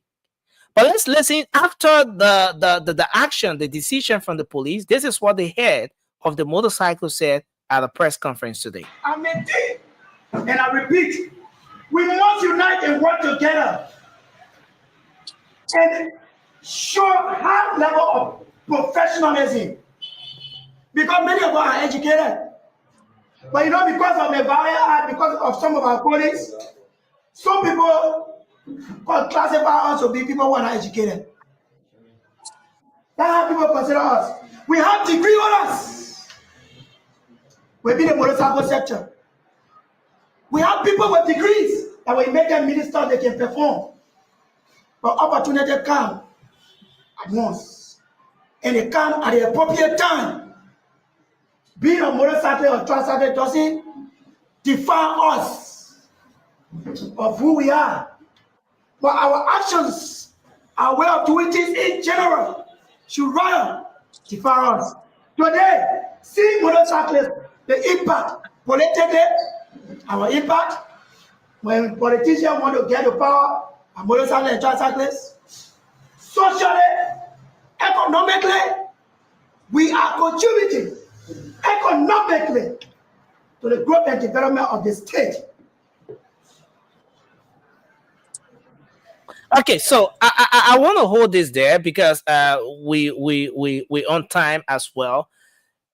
Let's make some analysis around this entire saga here, folks. You listen to the police, the incident on Broad Street that resulted to everything we're seeing here, and even coming to where we are. What is the way forward here? The motorcyclists, the issues they raised, the death of their colleague, the call for justice, the removal and the vandalization of the police booths across the different places. I mean, what's your take on these issues? Is there a way we can strike a balance here? Is there a way we can find some sort of solution where the motorcyclists, right, they didn't have a point here to say we want justice for our colleague and we lost one of our own, we want justice. The approach, was it the right way to get justice?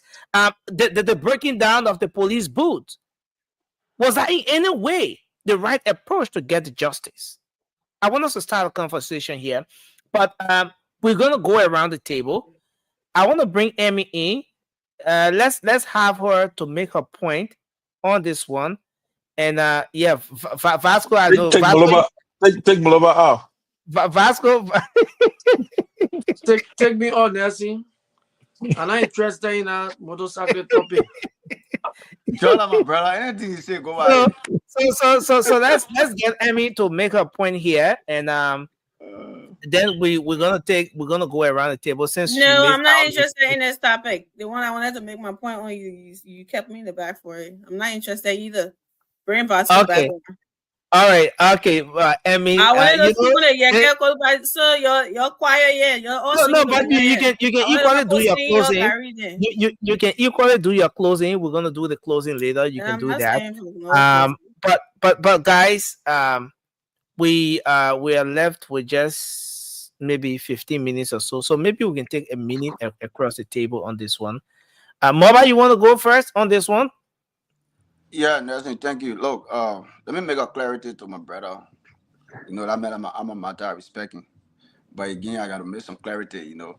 Are you speaking to this issue or are you making clarity? Yeah. When I powder my tongue, I mean, when my tongue go off before the time, then that's it. But I don't want to make a clarity. Yeah, I don't want to make a clarity.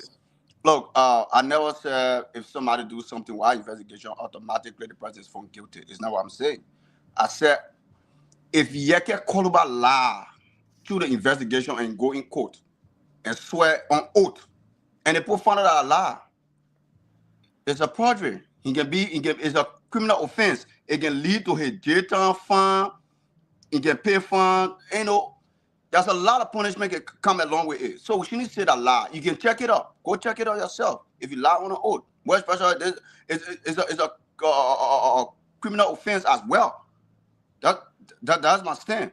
Now let me go to the issue on the you know, Nelson. I listened to the guy who are just, you know, the motorcyclists that who are just talking, right? Actually, he said a lot of sound stuff, but the action of majority of those guys, you know, the action sometimes when something happens, they take the law into their hand. That's why people always classify them as uneducated people, but they are not.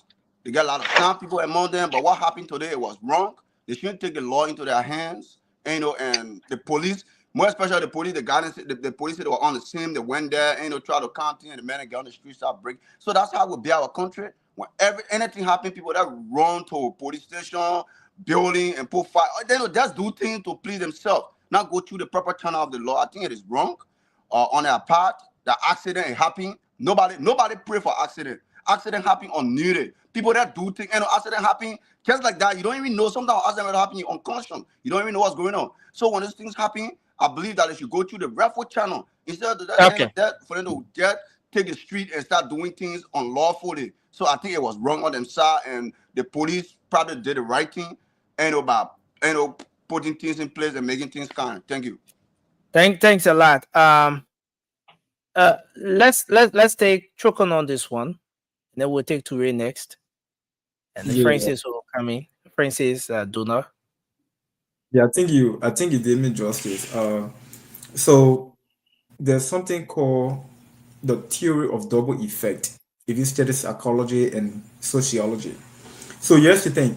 The first thing is having motorcyclists riding on the street was something that was prohibited by law in Liberia. That's number one. The reason why that leverage is being provided to the people because the Liberian government lacks the capacity to provide job for those people.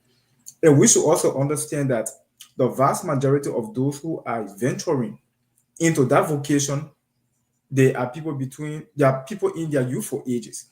And it is a part that is inarguable. It is a part of the government responsibility to ensure that they are creating the enabling environment for our people, especially the young people, to be able to work and take good care of themselves and their family. So because the government fail in achieving or implementing that part of their responsibility, that is the reason why those people are being allowed to plow the major street. So I'm not going to be part of those who going to criticize the action of the motorcyclists. I don't want to be politically correct. It's up to anyone to think however they feel. Those people are doing what they are doing right now because the government feel on her responsibility. There's something called social movement. When people are in group and one person say, "Let us go and burn this building," at that point, people become a bit subconscious. It's not based on their individual thinking. That is the reason why it is good to understand the sociology of a person as an individual in a group, because people behave differently when they are in different social groupings. So some of the guys who were jacking stuff from the checkpoint, or however you want to call it, it wasn't their individual action. It was based on the action of the group, and the group was probably resisting the action of the police because they felt like the police wasn't representing their best interest. So I think the best thing to do to avert all of these things is to make sure that we stop the motorcyclists from plotting the main road. And how can we do that? The government have to create jobs for the people. That is part of what Joseph Boakai and the Unity Party people promised Liberia. And they are compelled. They are compelled to doing it because in as much... So Chokon, are you saying here that the motorcyclists did what they did today is government's fault because government is not providing job, and so these people when had to react the way they did? You think it's basically because the government is not providing jobs? So what I'm saying is that the government is the one who sent the motorcyclists on the street because they should not be there in the first place. So because the government allowed them to be on the street, the government allowed them to be on the street. It's an open secret. So because the government allowed them to be on the street, they are exposed to danger. They are exposed to whatever danger they are being faced with. So the government should ensure that they create the environment so that they can take those 1,000 young people from the street so that they can leave and go be riding in the community or do whatever they want to do. I want to hold you there, Chokon. Thanks a lot. Let's take Toure on this one, and then we're gonna bring Francis Dunor in. AB will be next, and Jabate will come in. Go ahead, Toure. So, Chokon, two things can be true, right? It is government responsibility to obviously provide jobs and social services. That is true, and it also could be true that we are all responsible to keeping rule of law and the safety of the public. Each individual, that's part of our civil responsibility. So I mean, we can't in any way try to contravene or try to find any silver lining as to how people should actually behave, right? I totally understand. Even when government came, when the administration came with that whole Hermes situation, I'm like, bro, these guys barely made $15 a day, or trying to have insurance. Like what are we talking about? You know what I'm saying? Like, I was taking that back with some of the restriction that this government was bringing forth, like making it more motorcyclists to have insurance and that buy wear helmet and all that stuff. Nonsense. It's not possible. Like, bro, I'm sorry. I mean, people can barely make ends meet. People living on $1. People can't even afford living on $1 a day. They ain't telling someone who got wife and kids that he should put insurance on a motorbike. Can we look at it happening maybe sometime in the future? Absolutely. But you can't put that burden on people that are catching the brunt of a society that have not done well for a marginalized population. That's number one. But keeping the sanity of rule of law, that should have absolutely no sort of compromise. All right? We all should hold that dear to our heart. Okay? But let me tell you the next thing. This situation, I listened to that interview with the deputy police director. Is that right? Am I stating his position right? Yeah, Deputy Inspector General for Operations. Okay. So look, this was an accident. So let's take his word for it. If this was an accident, bro, come on, man. Their reaction can be like that. And the reason why I'm saying this because, brother, I came close to being killed in Liberia on similar instances, brother. We came from America, went on a mission in Liberia, right? We saw one of the motorcyclists beating on a girlfriend, coming from America with that mentality that you can't do that. We went to actually save this little girl. And then what happened? One of our men became so, exuberant. And then he had touched the begin. And it began going by. He went to the junction. And next thing you know, we just saw the wave of motorcyclists coming towards our car. It was crazy, brother. But you're a peacekeeper. You should have, My man, let me tell you, brother. My man. These are things that happen during the peacekeeping mission. I can share picture with you when those guys came, the doors they came with. My man, mess up my host. I was saying picture. I'll put it in the chat room. So let me tell you, this is a serious situation. All right? These guys ain't came, but God so had it when it's not a time to die, you'll not die. They had their spokesman, and this guy was so rational. He listened to us, and everything was explained to him. You're able to talk to a man, and they went away. So this is an issue that I personally experienced. When these guys ain't coming, they're not coming. They come with bad intentions. All right? They come with bad intentions. And that's what we saw today. Okay, that's what we saw today. Look, I totally agree. And as spokesperson, he was spot on. Everything that gentleman said over there today, he was absolutely right. These are some of the smartest people you see on motorbikes in our country there. You know what I mean? But it's just like, opportunity have not come their way, and they have to find hustle in a very, bro, any hustle that hustle. So I'm not going to say anything. As long as they're not jacking food and stuff like that, I respect Thank you. hustle. You know what I'm saying? Thank you. But look, man, we all can actually speak truth. And when, I support that as government, but if the government go wrong, bro, I'll be the first to speak on it. Thank you. Yeah. Francis, to know? Marcel, you continue muting me anyway, no problem. Nursing and my colleagues, our brother George said something. I should make that part of my opinion, but you're too short. Anyway, that's okay. It's a total breakdown of leadership in our country and law order. I got you right. I'm not responsible. But taking them to school, you think what's going to happen? They're going to copy me. Like my 5-year-old always said, Daddy, don't copy me. Okay? So the point here is, we see the president that suspend people on any position without going to court. And we see the people at Capitol building that we elected and put a building ablaze. That's an additional taxpayer money got to go there to rebuild or to remodel Capitol building. And we see a Gentle speaker, regime speaker from his own word, and go and hire capital people then, the way we can say in our country, to go and vandalize constitutionally elected speaker office. The Capitol building is not for any individual, it's for the public. It is for us, the Liberian people. That office is only there when you are elected, you go inside there. You are not elected. So, okay, the law failed at this point. So you want to tell me we get elders in our country again? No elder there that can call these people to talk to them. Francis, what's your point here? Are you saying that the what happened, vandalizing the police booth, breaking all of the police booths across the places? Are you saying that it was right? It was the right thing to do because there's no law. It was the right thing to do because that's what their political leaders are doing. When you do all the funny things, you the mom, you the dad in the home, the children copy from you. So the citizens, the young people copy bad stuff from our elected official. The poor Capitol building ablaze because of political greed.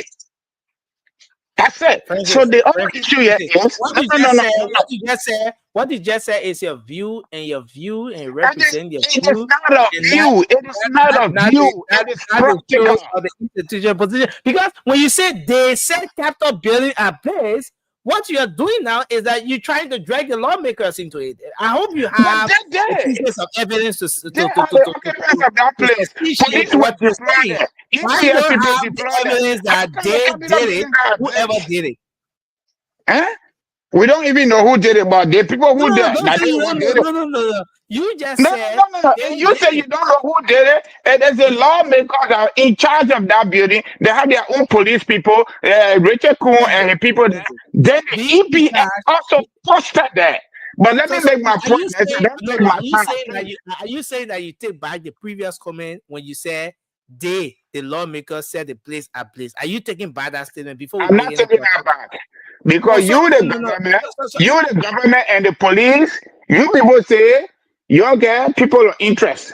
You don't even get suspended for more than 2 months. Okay, but let's leave that one. Let me go to the other issue quickly. Georgie said it, and my brother Ture said it.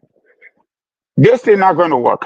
Our local county people again say the Taiwan City, the American City, they do the Kansas City. Our political leaders use motorcyclists. They supported the other side and they supported this side. And we supported this side. The government under Joseph Boakai as an older man is not doing well. He's not implementing on his promises. That's number one. Leadership fail and continue to fail. Look, there is something we call trickle down effect. Everything the people do up there is coming down to us. And if this thing continue, according to UNDP, according to World Bank, about 65% of Liberian population are about young people between 15 and 35. Okay, young people. If we cannot get these people jobs, to go into the lead war contest and get off the motorbike that way, there is no law and order going to solve it. These people are going to overrun the political police people because these people don't even have a professional institution to use their own techniques, to use their own training, but they allow political judges, speaker, to let them do what they're not supposed to do. Let me hold you there, Francis. Avi, you want to come in quickly? Let's get your take on this issue, Avi. George, y'all got more fentanyl. Avi, please go ahead.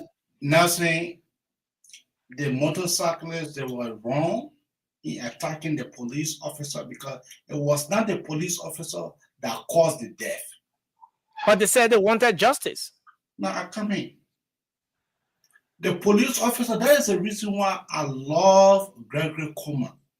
Because those police officers, they are well trained. The police officer arrived on the scene. The first thing that they were able to do, they were able to take that body to rush it to the hospital. Not only that, the car, the person who killed, the person was under police arrest at that period of time. What more justice do you want?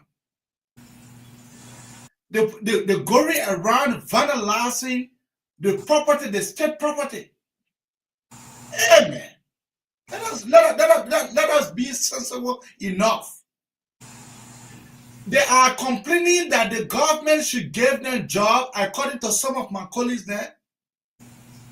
The government, there is more job to be given, but the job that they are talking about, job does not come in 1 year. Are you telling me? Even when Jesus Christ come into our country, you want to tell me that all the motorcyclists will get job? I would say no. So let us stop the baffling ideas. Let us be able to speak truth to power. And that is the reason why, for me, I will continue coming here. Because it will be necessary that will be senses into some people, bring. Because conclude. Just conclude, man. Those police officers, you interview the 1 or 2, and you listen to what the 1 or 2 said. Even some state properties that were damaged. So is it what we have in our country for? And that is the reason why I say kudos to President Joseph Newman Boakai for appointing that 1 or 2 police for operation. Thank you very much. Thanks a lot. Charles, you want to come in? Then Francis will be next, and then Josh. So Nelson, let me be on record on this platform. I condemn any act of violence. I condemn any act of violence with a very strong tone. My brother Francis that just left says something because it starts from the head, so it have a trickle-down effect. But you know, not every child you born will bring your ways. The way that in you, not all the children you born will bring that way that in you. Another thing, if we are talking about trickle-down effect, when are we going to change that mentality to do the otherwise?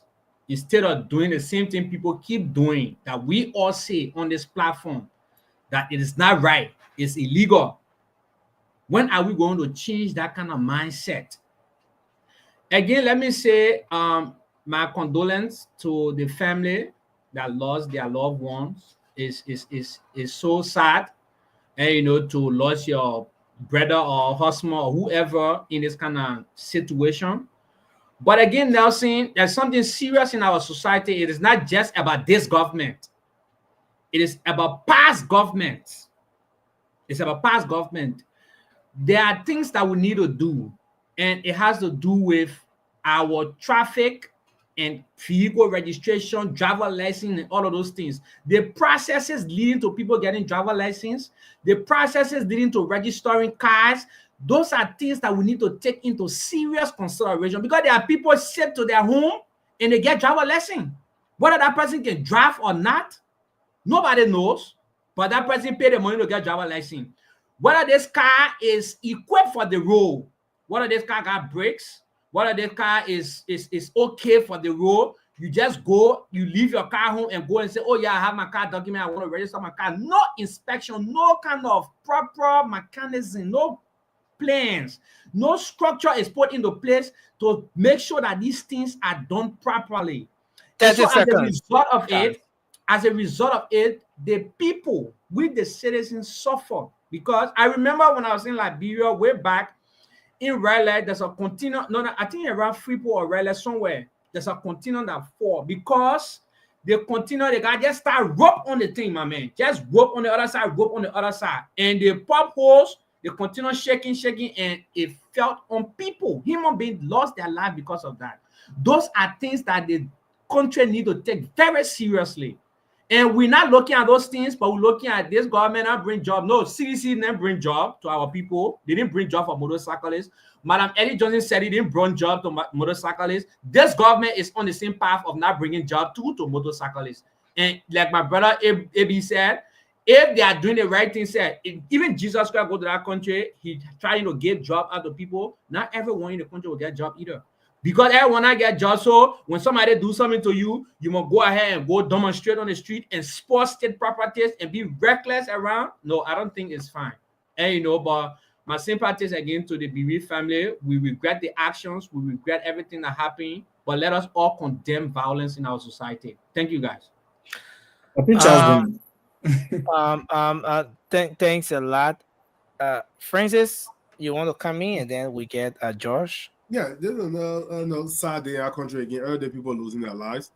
You see, but one thing, the previous speaker, nobody even point out, but I think I will bring this out, is when the one or two was speaking, he said something that even took me back to the previous topic of what happened on Capitol Hill.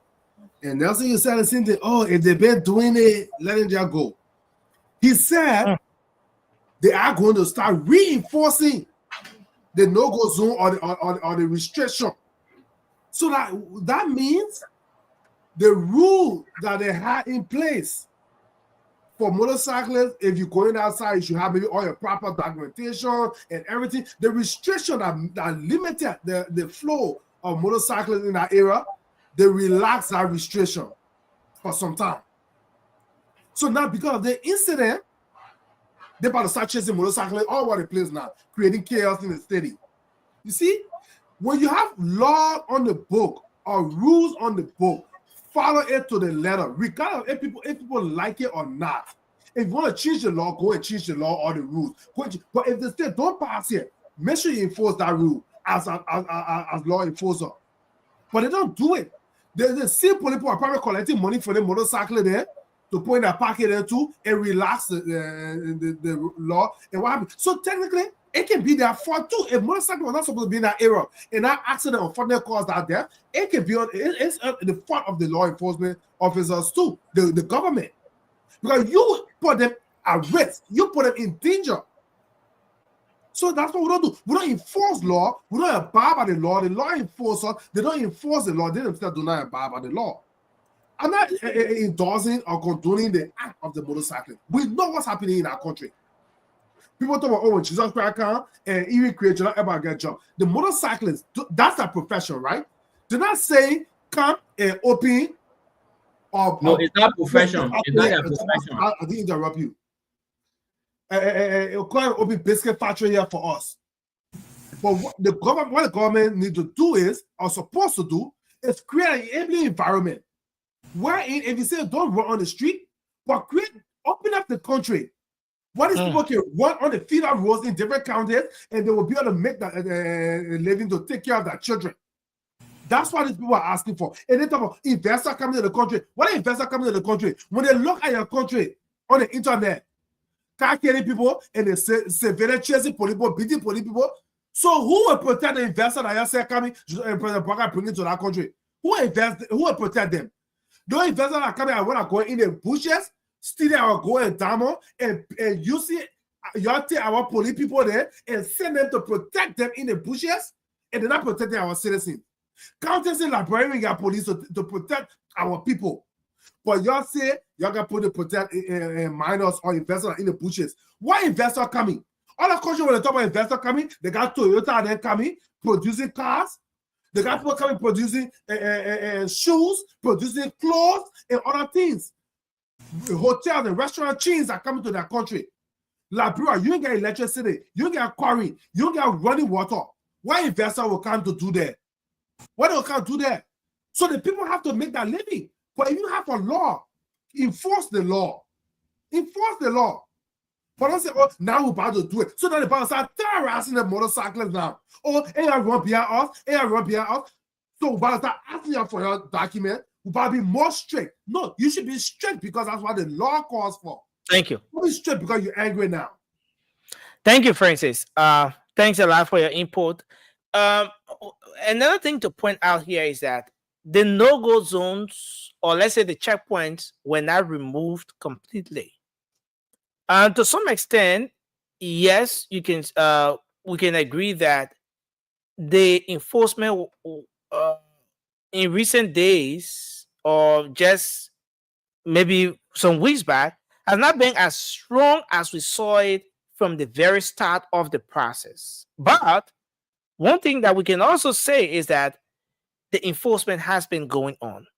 And because of that particular no-go zone restriction, it's becoming almost a normal thing now that people will have to wear helmets, especially in those restricted zones.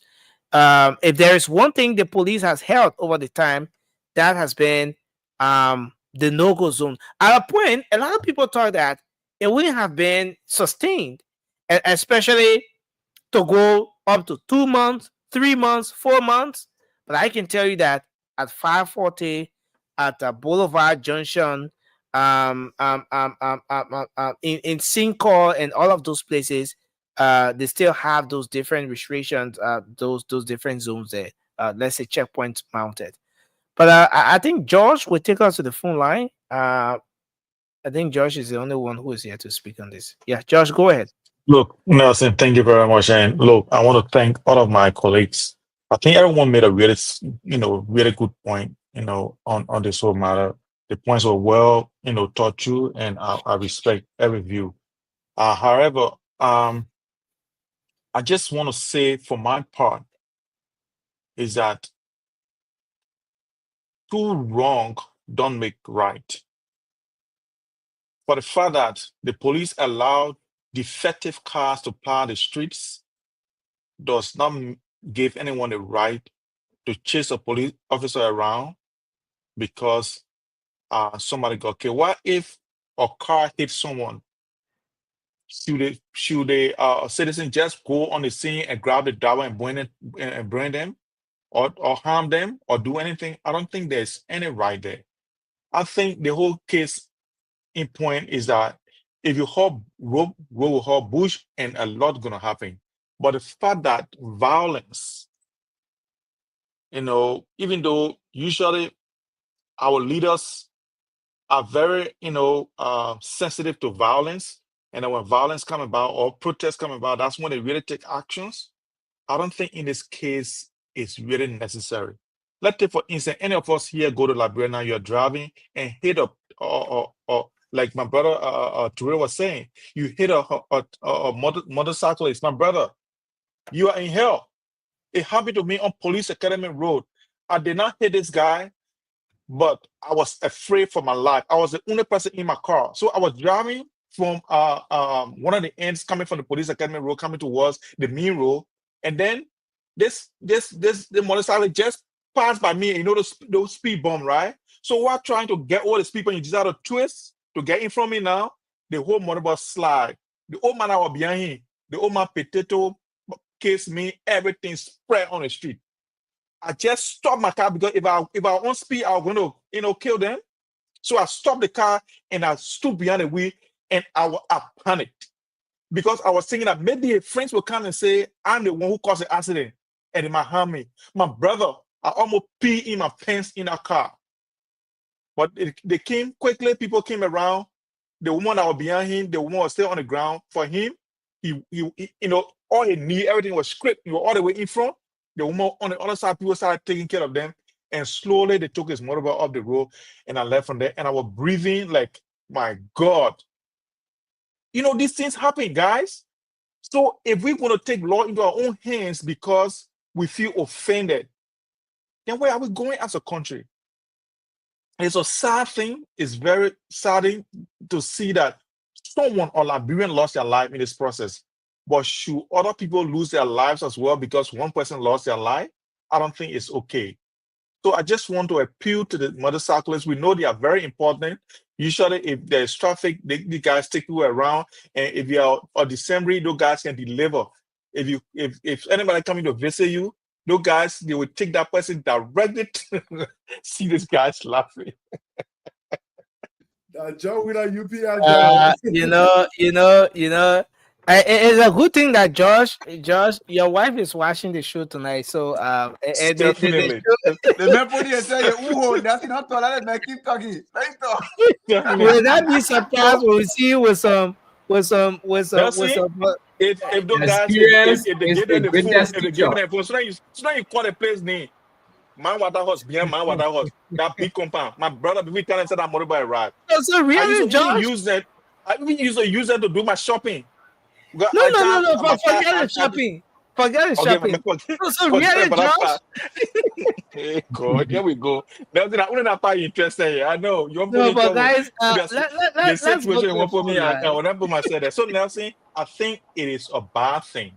I think, look, why I'm impeded with the guys, because mostly at the end of the day, any accident that take place, maybe 9 out of 5 accidents that take place in Monrovia involves a motorcyclist. They are vulnerable because they are outside their car, right? They sit on it. So anything I hit them, my brother, even with the helmet, it's dangerous for them. But look, this is what they are choosing, right, to do because they want to make ends meet. They should also be, cognizant of the fact that other people to use the roads, and when accident happen, it happens. Let's just be calm and take the law to where it belongs, like to the courts or whatever, but not take it into your hands. We destroy Liberia like this. Not because CDC is not in power, so I want anarchy. No, I want a peaceful country because I know Bwaka is going to fail anyway because he doesn't know what he's doing. So that's why the whole breakup. Let me hold you there, guys. 05551011075 is the number to call tonight. We'll take 6 calls. Let's take just 6 calls, and then we can wrap up. 05551011075. Let me put the WhatsApp up. Hello, your name and where you calling from? Let's hear you. Yeah, good morning, Nation. This is Mr. Wilson and Josh Williamson. Yeah, go ahead. Okay, these motorcyclists, can you be audible a bit, sir? Yeah, that's what I say. I said the motorcyclists, they take the law into their own hand.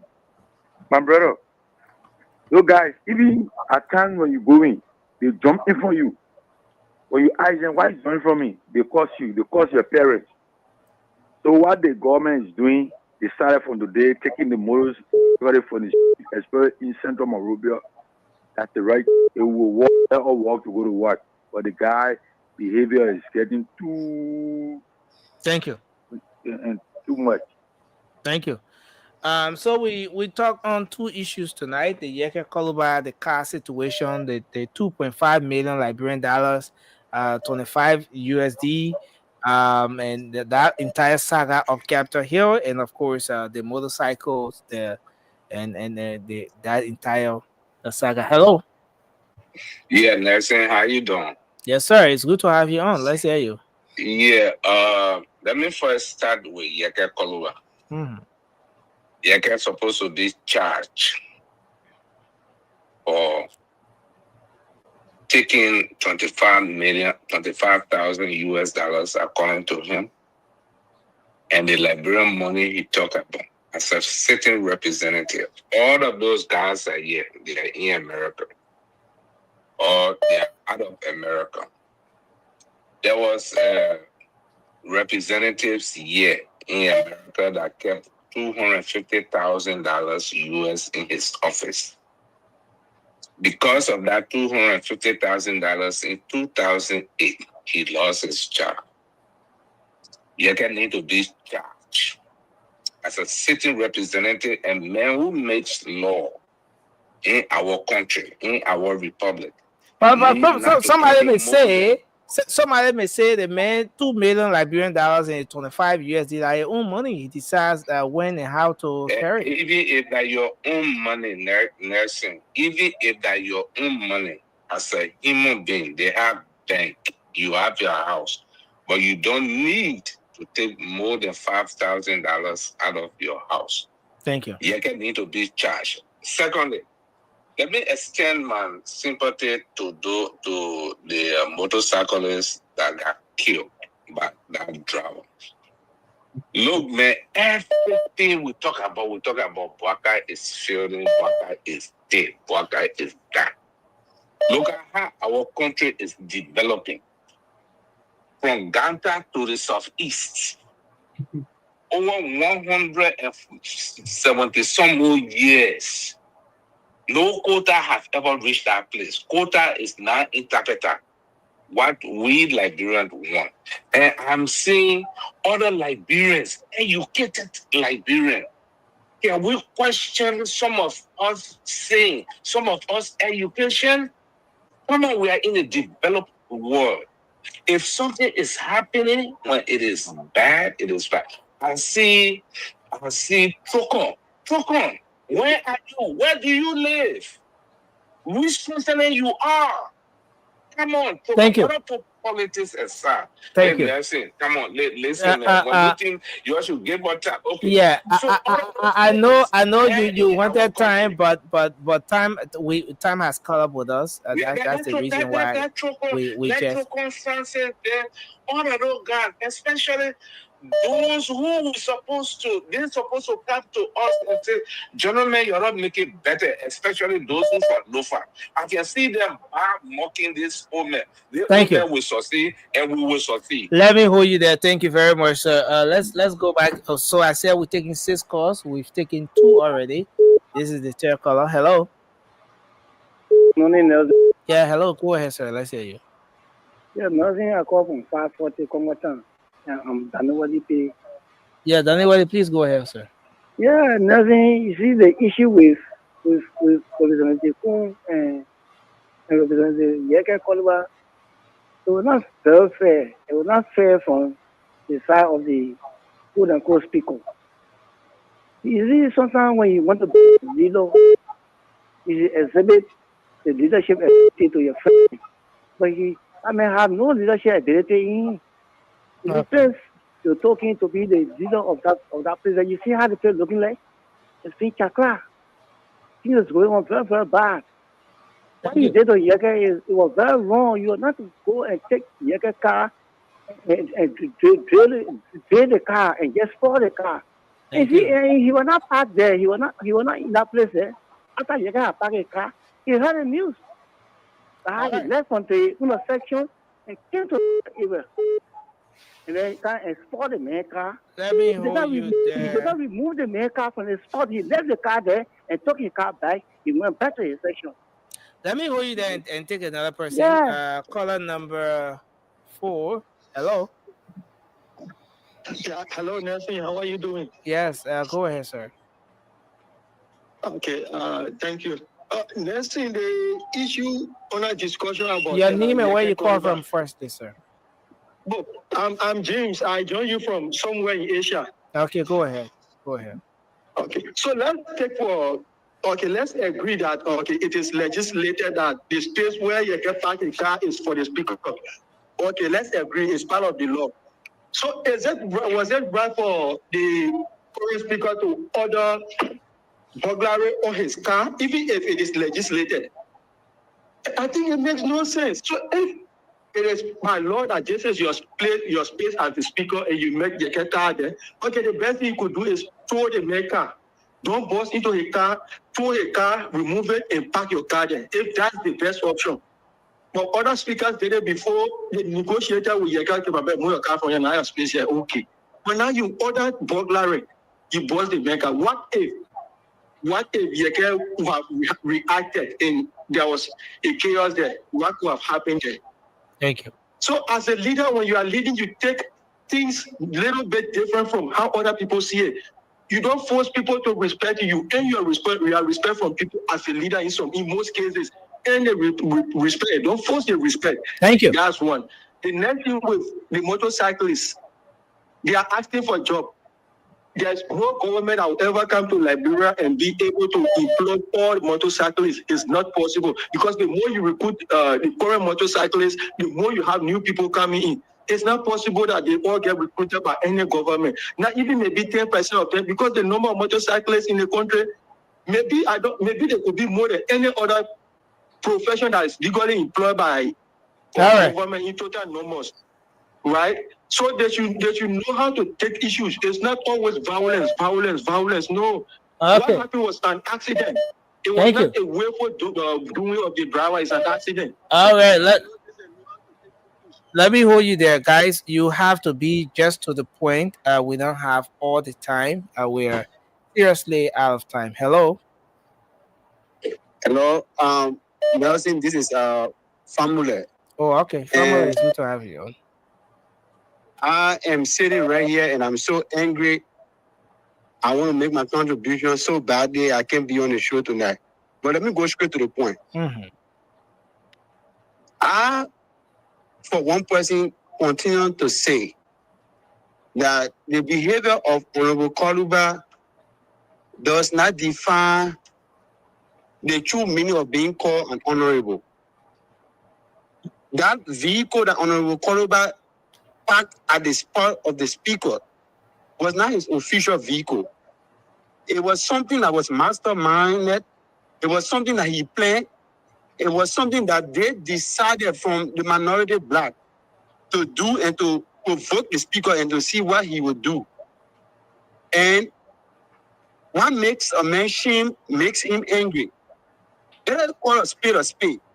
Whether you call him a majority black speaker or not, but the act that Yeke Koluba carried out over there, you can know full well that it was criminal in nature. What do you make of the 2 million and the 25,000? But that's the criminality I was trying to say, Mercy. Who in a red mind would believe that Honorable Koluba will carry that kind of a huge amount of money on him? The man cannot even estimate what kind of a phone he has in the car or the computer. He can actually go to the court, they will ask him for a serial number, because iPhone, we all use iPhone, we already know. The man cannot even distinguish what kind of an iPhone he has or not. He's just making all kind of a statement. And look, like, you will have to move past that. Thank you. Let me go quickly to the other part where people supporting violence. I'm so disappointed that people sit on the show and say that it was right for the motorcyclists to vandalize the police booth, to go after the police. I was asking this question: are the police the one who caused the accident? Why are we even calling it an accident? Why are we sitting on the show and we looking and asking and we're thinking that it was something that was masterminded? But this is the country that we have. People always want to turn a blind eye to the truth, and just because they want to put politics first without putting the interest of the country first. We condemn the attack on the police, and we also say sorry to the people, to the bereaved family. And no Liberian deserve to die. Let me hold you there, family. Thank you very much. You're now a panelist tonight. You're a caller. Let's treat you as that. And take the final caller here tonight. Hello. Yeah, how are you? Yeah, go ahead. You're live. Yeah, thank you very much for the show tonight. No, this thing Your always name and where you happens call for from, me. sir? My contribution. What because is your name all and where you the calling issue is from? that Can you hear me, sir? Can you hear me? Yes, sir. What's your name and where you calling from? This is Emmanuel again. Calling from where? On Lower Magiri, Boston. Okay, go ahead, sir. Yeah, thank you very much. You know, it's very bad. We always see this happening all over the place. And when we look at it, we discuss it. People look at it opposite way. But to be realistic, this particular accident happening all over, that cyclists will be, in the position to carry on, violent all over is not correct. Okay. But my saying to that is that when the violence go on, let justice be served to everyone, and then at least those that they are called the victim, let them be served justice. That's the only way. But sometimes people, go to court or to justice, and there will be no good improvement from there that people will be happy. You know what I'm saying? So sometimes people too can be hurt. Don't get me wrong. I'm not saying I'm supporting by attitude, but let justice be served. Thank you. That is my contribution. Thank you very much. I think we'll end the course there because we are out of time. We can do our closing now. Let's start with Francis. George will be next, and then the next will be Francis Jabate, and just in that order. Are we ready? Closing, please. Yeah. 1 minute. Nelson, again, I want to say thank you to you and your spoon team. We come here for some of us, we give it the way it is raw dog. And a lot of people don't read. I'm sorry. That's just a fact. A lot of people don't read.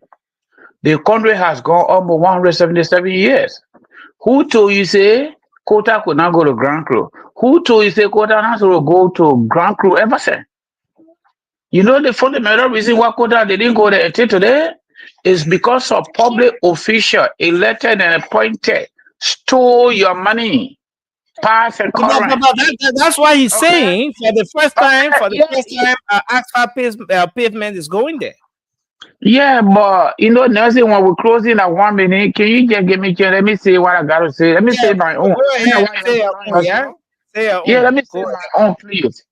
And I said it the other time, I'll say it tonight again.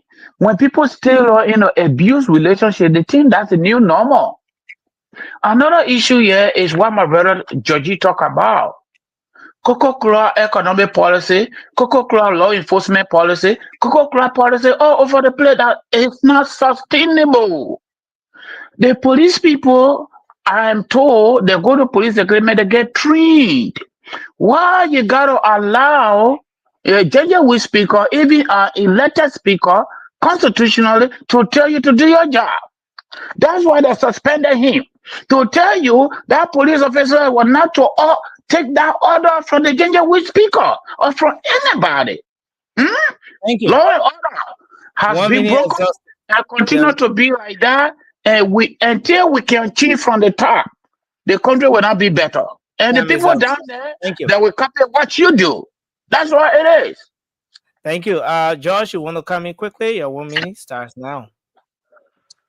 Nelson, thank you. And I just want to thank our listeners and those who are contributing. Look, Nelson, I think Liberia is in a really sad state.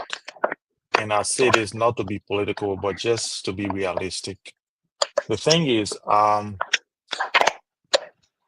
see my brother Formula is animated tonight. And it just takes me back to during the elections when they used to say, "Oh, Jefferson Koji the person here." The same people that used to say that too without any investigation, now they want court ruling before they will believe it now. The things that used to be bad, those things are now good. And it leads me to question, why are we like this? And if we remain like this, where do we go? Nelson, it's a sad thing. But look, we believe in God, and I think the white man brought the Bible to us, and he took our resources. And as soon as we are educated and we are better than our friends, the first place we want to go is to go abroad, to go to a white man country. It's one of the things that we live for in Africa, and especially Liberia. Even our own country want to, get a visiting visa to go to America. So it's sad because our people are programmed to just believe that, especially after the post-war Liberia, that violence is the only means that they can solve their issues. And Nelson, this is sad. If you come here in this country, Nelson, sometimes if somebody commits a crime, just yesterday, anyway, the guy who kissed the female soccer player when the Spanish female team won the World Cup here in Sydney, in Australia. The director of sport of Spain kissed the girl on camera. Since the World Cup finished a long time, almost 3 years ago, they just found him guilty today. If that happens in Liberia, they will either burn that person's house, they will do all sort of things. And guess what? Anything you destroy cannot be built the same day. You can destroy one day, but you cannot build on one day. Nelson. That's why it's so hard for now to develop our country, because we keep destroying the things that we build every day because we are angry. Too much anger. They took President Weah from the presidency because of anger, because they felt that he was not meeting that expectation. Now they are going ahead and scatter again, want to remove Boyka because Boyka is sleeping. The thing is that Liberians need to be patient. And Thank you, these Josh. calculates, they represent the anger in the Liberian society. These guys are very angry. And I don't know who to blame. I don't know to blame them or to blame themselves or what. But Time is up. It's a sad state. And I think because the white man sold the Bible to us in exchange for our resources, let's use the Bible because that's the only thing we got, and just pray to God and see that and pray that something better happens for our country, knowingly or unknowingly. Thank you. Francis, go ahead. Bro, John, we love. I know I ain't coming waiting to know. But anyway, our country will always be in trouble until things can change. Ellen Johnson came 12 years. She didn't even deserve a second term. I remember get rid of them. Get rid of her. George Weah, her own body web like bro dead. Clean. Like bro, young baby with good credit on her Eddie. She said, I'm coming for you. Let me show you the real Liberian technique. She pulled Liberian by inside the dead. George Weah King. Liberian said, oh, the men are for player. The men love their country. He said, I'm coming for you. He take his own too. He called it on at me. We can't say, oh, President Boyka, 42 years, been there 12 years. He said, you're a Parker. Let's bring him. He got love for the country. He will do it. He can't. No leadership. Everybody, Banana Republic. Liberian people, now they just start saying sour to the people there. If you all notice, the same people that in the government, they're from any town, some of them from Georgia. If you made mistakes, bring Georgia by 2029. The same group of people, there'll be no new face. The same ratting politician that will come back. And just the same state any Johnny level you're in, like the same state you're in now. Every term that a president doesn't develop the country, sets the country back 6 years or even more. So, I'm not going to say we need to pray, but we need to take action. And your action is your vote. Stop taking 5 a cup of rice, $10. Why the people there? Somebody that didn't have part to pace in, they become leader today, tomorrow, all our children outside the country. But your children there, stay saying that on diet flow in school. There's somebody in Tenor Affair, $100,000 to renovate his office. But they ain't got backup generator. He tell people to turn the current account at 9 o'clock, go out 12 o'clock, come out 1 o'clock, go out 4 o'clock, all that stuff. When you think 100,000, I can buy maybe 3 or 4 PV generator to run different ministries. Instead of putting weekend. But y'all like it. Y'all sit there in the comment section on the radio saying, yeah, that one on a tana. That on a tana, that one on a tana.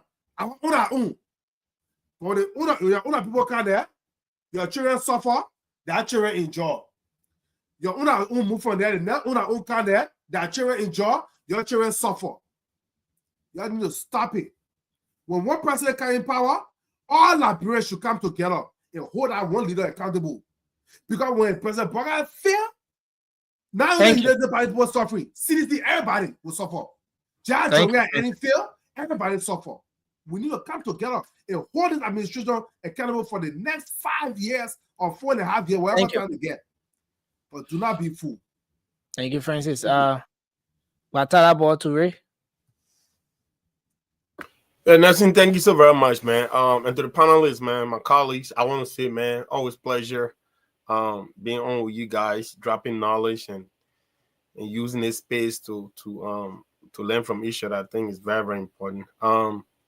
But yeah, Nelson, like I always say, man, look, we are the precipice, if not already there now, to engulfing in what I term to be self-destruction.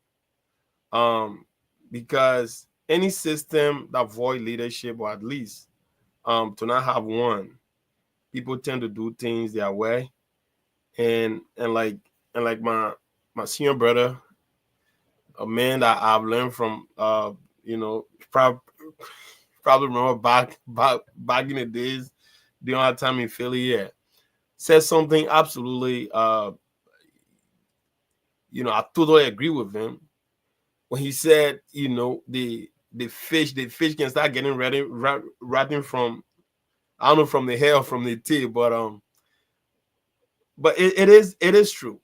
What is happening right now? The President Buckeye, he have the chips. He can put stop to all of this thing. I've said this about that Rachel Kuhn situation. The president might not be, the president himself might not be involved in it, but the president definitely have leverage over people that are involved with it. And if the president want to actually curtail that whole situation, he can. I mean, the president in any African country, the president, bro, you can have all that horse, all that storming over there. It's just one man mission, dog. That man can put stop to that thing today. But the president is just, doing kakaleka on around that thing. By the end of the day, everybody, man, you have all these government officials. None of these people will be remembered. Only President Joseph Numa Baka will be remembered when his term expired. So let's try to take leadership seriously, and let's try to not just be leader, but let's try to aspire and inspire the next generation. Thank you very much. Jas? Yeah, Nelson, thank you. Always a pleasure being here. Again, thanks to all of my colleagues up here. Again, Nelson, maintain my statement. I condemned the violent actions by motorcyclists, and I was born in that route. I was once, moving back around the street of Monrovia, and it is sad to see people going against state security. Equally so, we want to regret the death of the young man who lost his life in this kind of circumstances. I think the motorcyclists, they are all sound people, like the leader said. They are all educated people. We love them, we appreciate them. But guys, let us learn to follow the rule of law. We cannot be doing the same thing all the time and want different results. It is not possible. Yeah, it's not possible. Again, to conclude, let me extend again a very big thank you to Dr. Thomas N. Twed Jr. from District number 11. And I can say on this platform clearly that that's the man who's going to unseat the unconstitutional Richard Namwe from that district. Clearly, I can say that on this platform. I want to congratulate him for at least providing a brand new mobile phone for the journalist whose phone got damaged by the order of Honorable Richard Kuhn. Again, let me say thank you, and I appreciate the time. Abby, you want to do your closing quickly, then Mobile will take us home.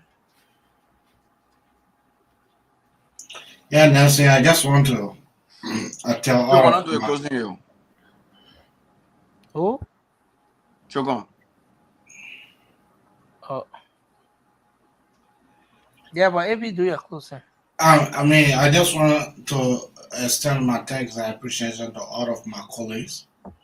I mean, our country, Liberia, is on the right path, but I strongly believe that the police, that's the reason why our state resources have been spent for them to receive massive training. And so, in so doing, I want to thank the police director, Colonel Gregory Coleman, for him being able for him to exercise the levels of power that he has. And let me say my condolence to the bereaved family of the guy that was hit. We regret the situations, but I strongly believe that that's not the best way to go to vandalize state properties. That is not the best. We will condemn that. I and my family would strongly condemn that in a stronger tone. I want to say thank you very much and bye-bye for now. Joker? Well, thank you so much for the show tonight. And we have a lot of people listening to us, so I want to make this correction. Someone said that it is a crime to travel with huge quantity of money. I want to dispel that rumors because I work in the banking sector for more than 5 years. Now, as a banker, but higher than a banker. So it is not a crime. And even if you are traveling with more than 25,000 internationally, the only thing you have to declare it. So it's not a crime to have more than 50,000 in your car, whether in Liberia, in America, or wherever it is. So there's something that I talk about, and I think a lot of people misconstrue what I was saying. But before I get to that, one of my colleagues said that even if we have Jesus as president in Liberia, everybody wouldn't have job. I think that statement implies that the solution to Liberia problem is in heaven or somewhere else, and that is a joke. I think the actual problem with Liberia is that we have not been electing the right leaders, or the leaders that we have been electing, they have not been supported with the right people. So for someone to insinuate that even Jesus cannot provide solution to Liberia problem, I think that person is joking. They need to go and rethink that thing that they said. And finally, just to conclude on this motorcycle issue, I talk about social movement, and a lot of people didn't understand where I was driving. My argument here is when people are working together as a social movement, their sense is not their individual sense. They are having what we call the sense of membership. So, for example, if the body decide that they are going to be doing action X and person Y decide that they are not in agreement, the entire group is going to swirl in that direction. So that is the reason why it is called social movement. It is not the individual thought of the motorcyclist, but because the group swirl in that direction, that is the reason why they did it. That statement doesn't in any way suggest that the motorcyclists are right or they are wrong. I was just describing the action of the motorcyclists, and there's no other better description I could have given for it apart from that social movement description. And finally, I'll talk about the theory of double effect. The theory of double effect says you cannot do something that is wrong because it is going to bring a good ending. What is wrong? The motorcyclists should not be riding on the main street. The government allowed them because they are not able to provide them jobs, so that is a means of employment. And that is a clear definition of the theory of double effect. You are doing something that is totally bad because it is risky for motorcyclists to be driving on the main road where we have continual truck, we're having all of the big vehicles. So the government needs to ensure that they are putting in the right mechanism to prevent some of these accidents that are taking place in Liberia so that our young people can be safe. And at the same time, thinking about ways through which we can try to absorb some of those people, because the president talked a lot about agriculture when he was campaigning for the presidency. Which plan the government is putting in place for agriculture? And I think the government doesn't have anything, because if a government have a plan and they are actually serious and intentional about implementing that plan can be prioritized in the national budget. But the national budget doesn't show anything different from what we have right now, what we've been having before all along. So it shows that the government is not prioritizing agriculture. And there's not 20 seconds. Yeah, just to conclude, there's no newness, there's no innovation, there's nothing new that we are hearing about that is going to create employment opportunities for our young people. Those are the things that we want to be hearing from the government. It's not about political party. The thing is, we have to hold everyone accountable. Whoever is president of Liberia, they need to deliver everything that Liberian people need. And that is the reason why they sign up for this tax. And if they are not equipped to implement what they promise, they should give chance. Other people are around. There's a lot of people who have been tried that can come back. There are some other people who have not been tried that we can try. So if the tax is big for Mr. Guaka, he should leave. He should leave. President Weah can come back. Thank you so much. Thank you. What about Mr. Kumis coming back? What about Mr. Kumis coming back? Never done it, so it's not coming. Yeah. All right, so Mama, please take us home, guys. Mr. Kumi need new political party to come back because he below the range. So we that one for another thing. Don't say that. Don't say If one that. guy doesn't deliver, we But fire that's it. him. Not only that, we fire him, we prosecute him. Guys, we have to give Mama his. John, we are fair. If Joseph Baga fair, the both of them not coming back. Let's leave that one. Yeah, and it's not going to be the next person. Let me go to my main topic. Look, I listen to my big brother, friends they're talking about, and, because the child, the other one coming up. But let me buttress some of your statement.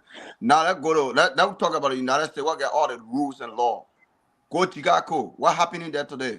They got gaining, they got things that are going on. It means to say the government initiate or the government are creating job for them. That's the path they choose to go. Everybody get that path. So when it comes to our Liberian setting, not because the representative doing it's not because the rule of law. So the people who dash to follow the representative and other stuff, the common citizen, no, I think that theory is wrong. But let me add to this, right? We understand. We discussed about Yaga Kolba issues, and we all know Yaga Kolba who he is. And look, we come here today. We say what we want to say now. Yaga Kolba keep provoking the administration, but all I want the administration to exhibit patience, and just play. Look. Sometimes what people doing things, just play them low. You don't see them. That's my message to this government. Lee Yaka do his thing. They ain't do what they want to do. And and end of the day, you will see Yaka that talk come and cause do they want your knows Yaka. Everybody know what happened to the Capitol building was wrong on the speaker side. There's no way in the world you can go and boss in somebody's car because you want to take it from that. No, it's wrong. But you so you got to lying that money they all want it. And people here say it again. Even when people look. My brother Josh, you in Australia, you can't do that thing. Don't come here, you fool the Liberian people. You when I lost from you, you can't come, you say it. The end of the day, you lie on a false impression there. When you go to court, you swear, then they put find out that you lying. My brother, they will jail you for it, they will find you. You can't do it in developed countries. So don't encourage nobody to do that type of thing, my brother Josh. Don't do that. Don't say, I saw last, I saw say, I get diamond in my place, you can't do it. You can't do it. Yeah, that's it, man. But again, Nelson, thank you, man. Thank you to the panel and our many listeners. Well, we want to say thanks to everyone. It's been a great show tonight. Just before we go, I want to do a special condolence message to one of our ardent followers. He follows the show every night. He shares his feedback. He participates on the show. And we want to extend our condolences to him. He lost his sister at the ELW hospital. Her name was Martha Kokoya. So Harry Kokoya, who happens to be an ardent follower of the show, we are doing a special condolence message to you, Mr. Kokoya, Harry Kokoya, for the loss of your sister, to the entire bereaved family. Our prayers are that God will heal and console your family in this time of bereavement. And again, our deepest condolences to you and the entire family. And we want to say thanks to all of you for joining us tonight. We look forward to being here. Francis Dunor, thanks for being here, Chief. Dr. George.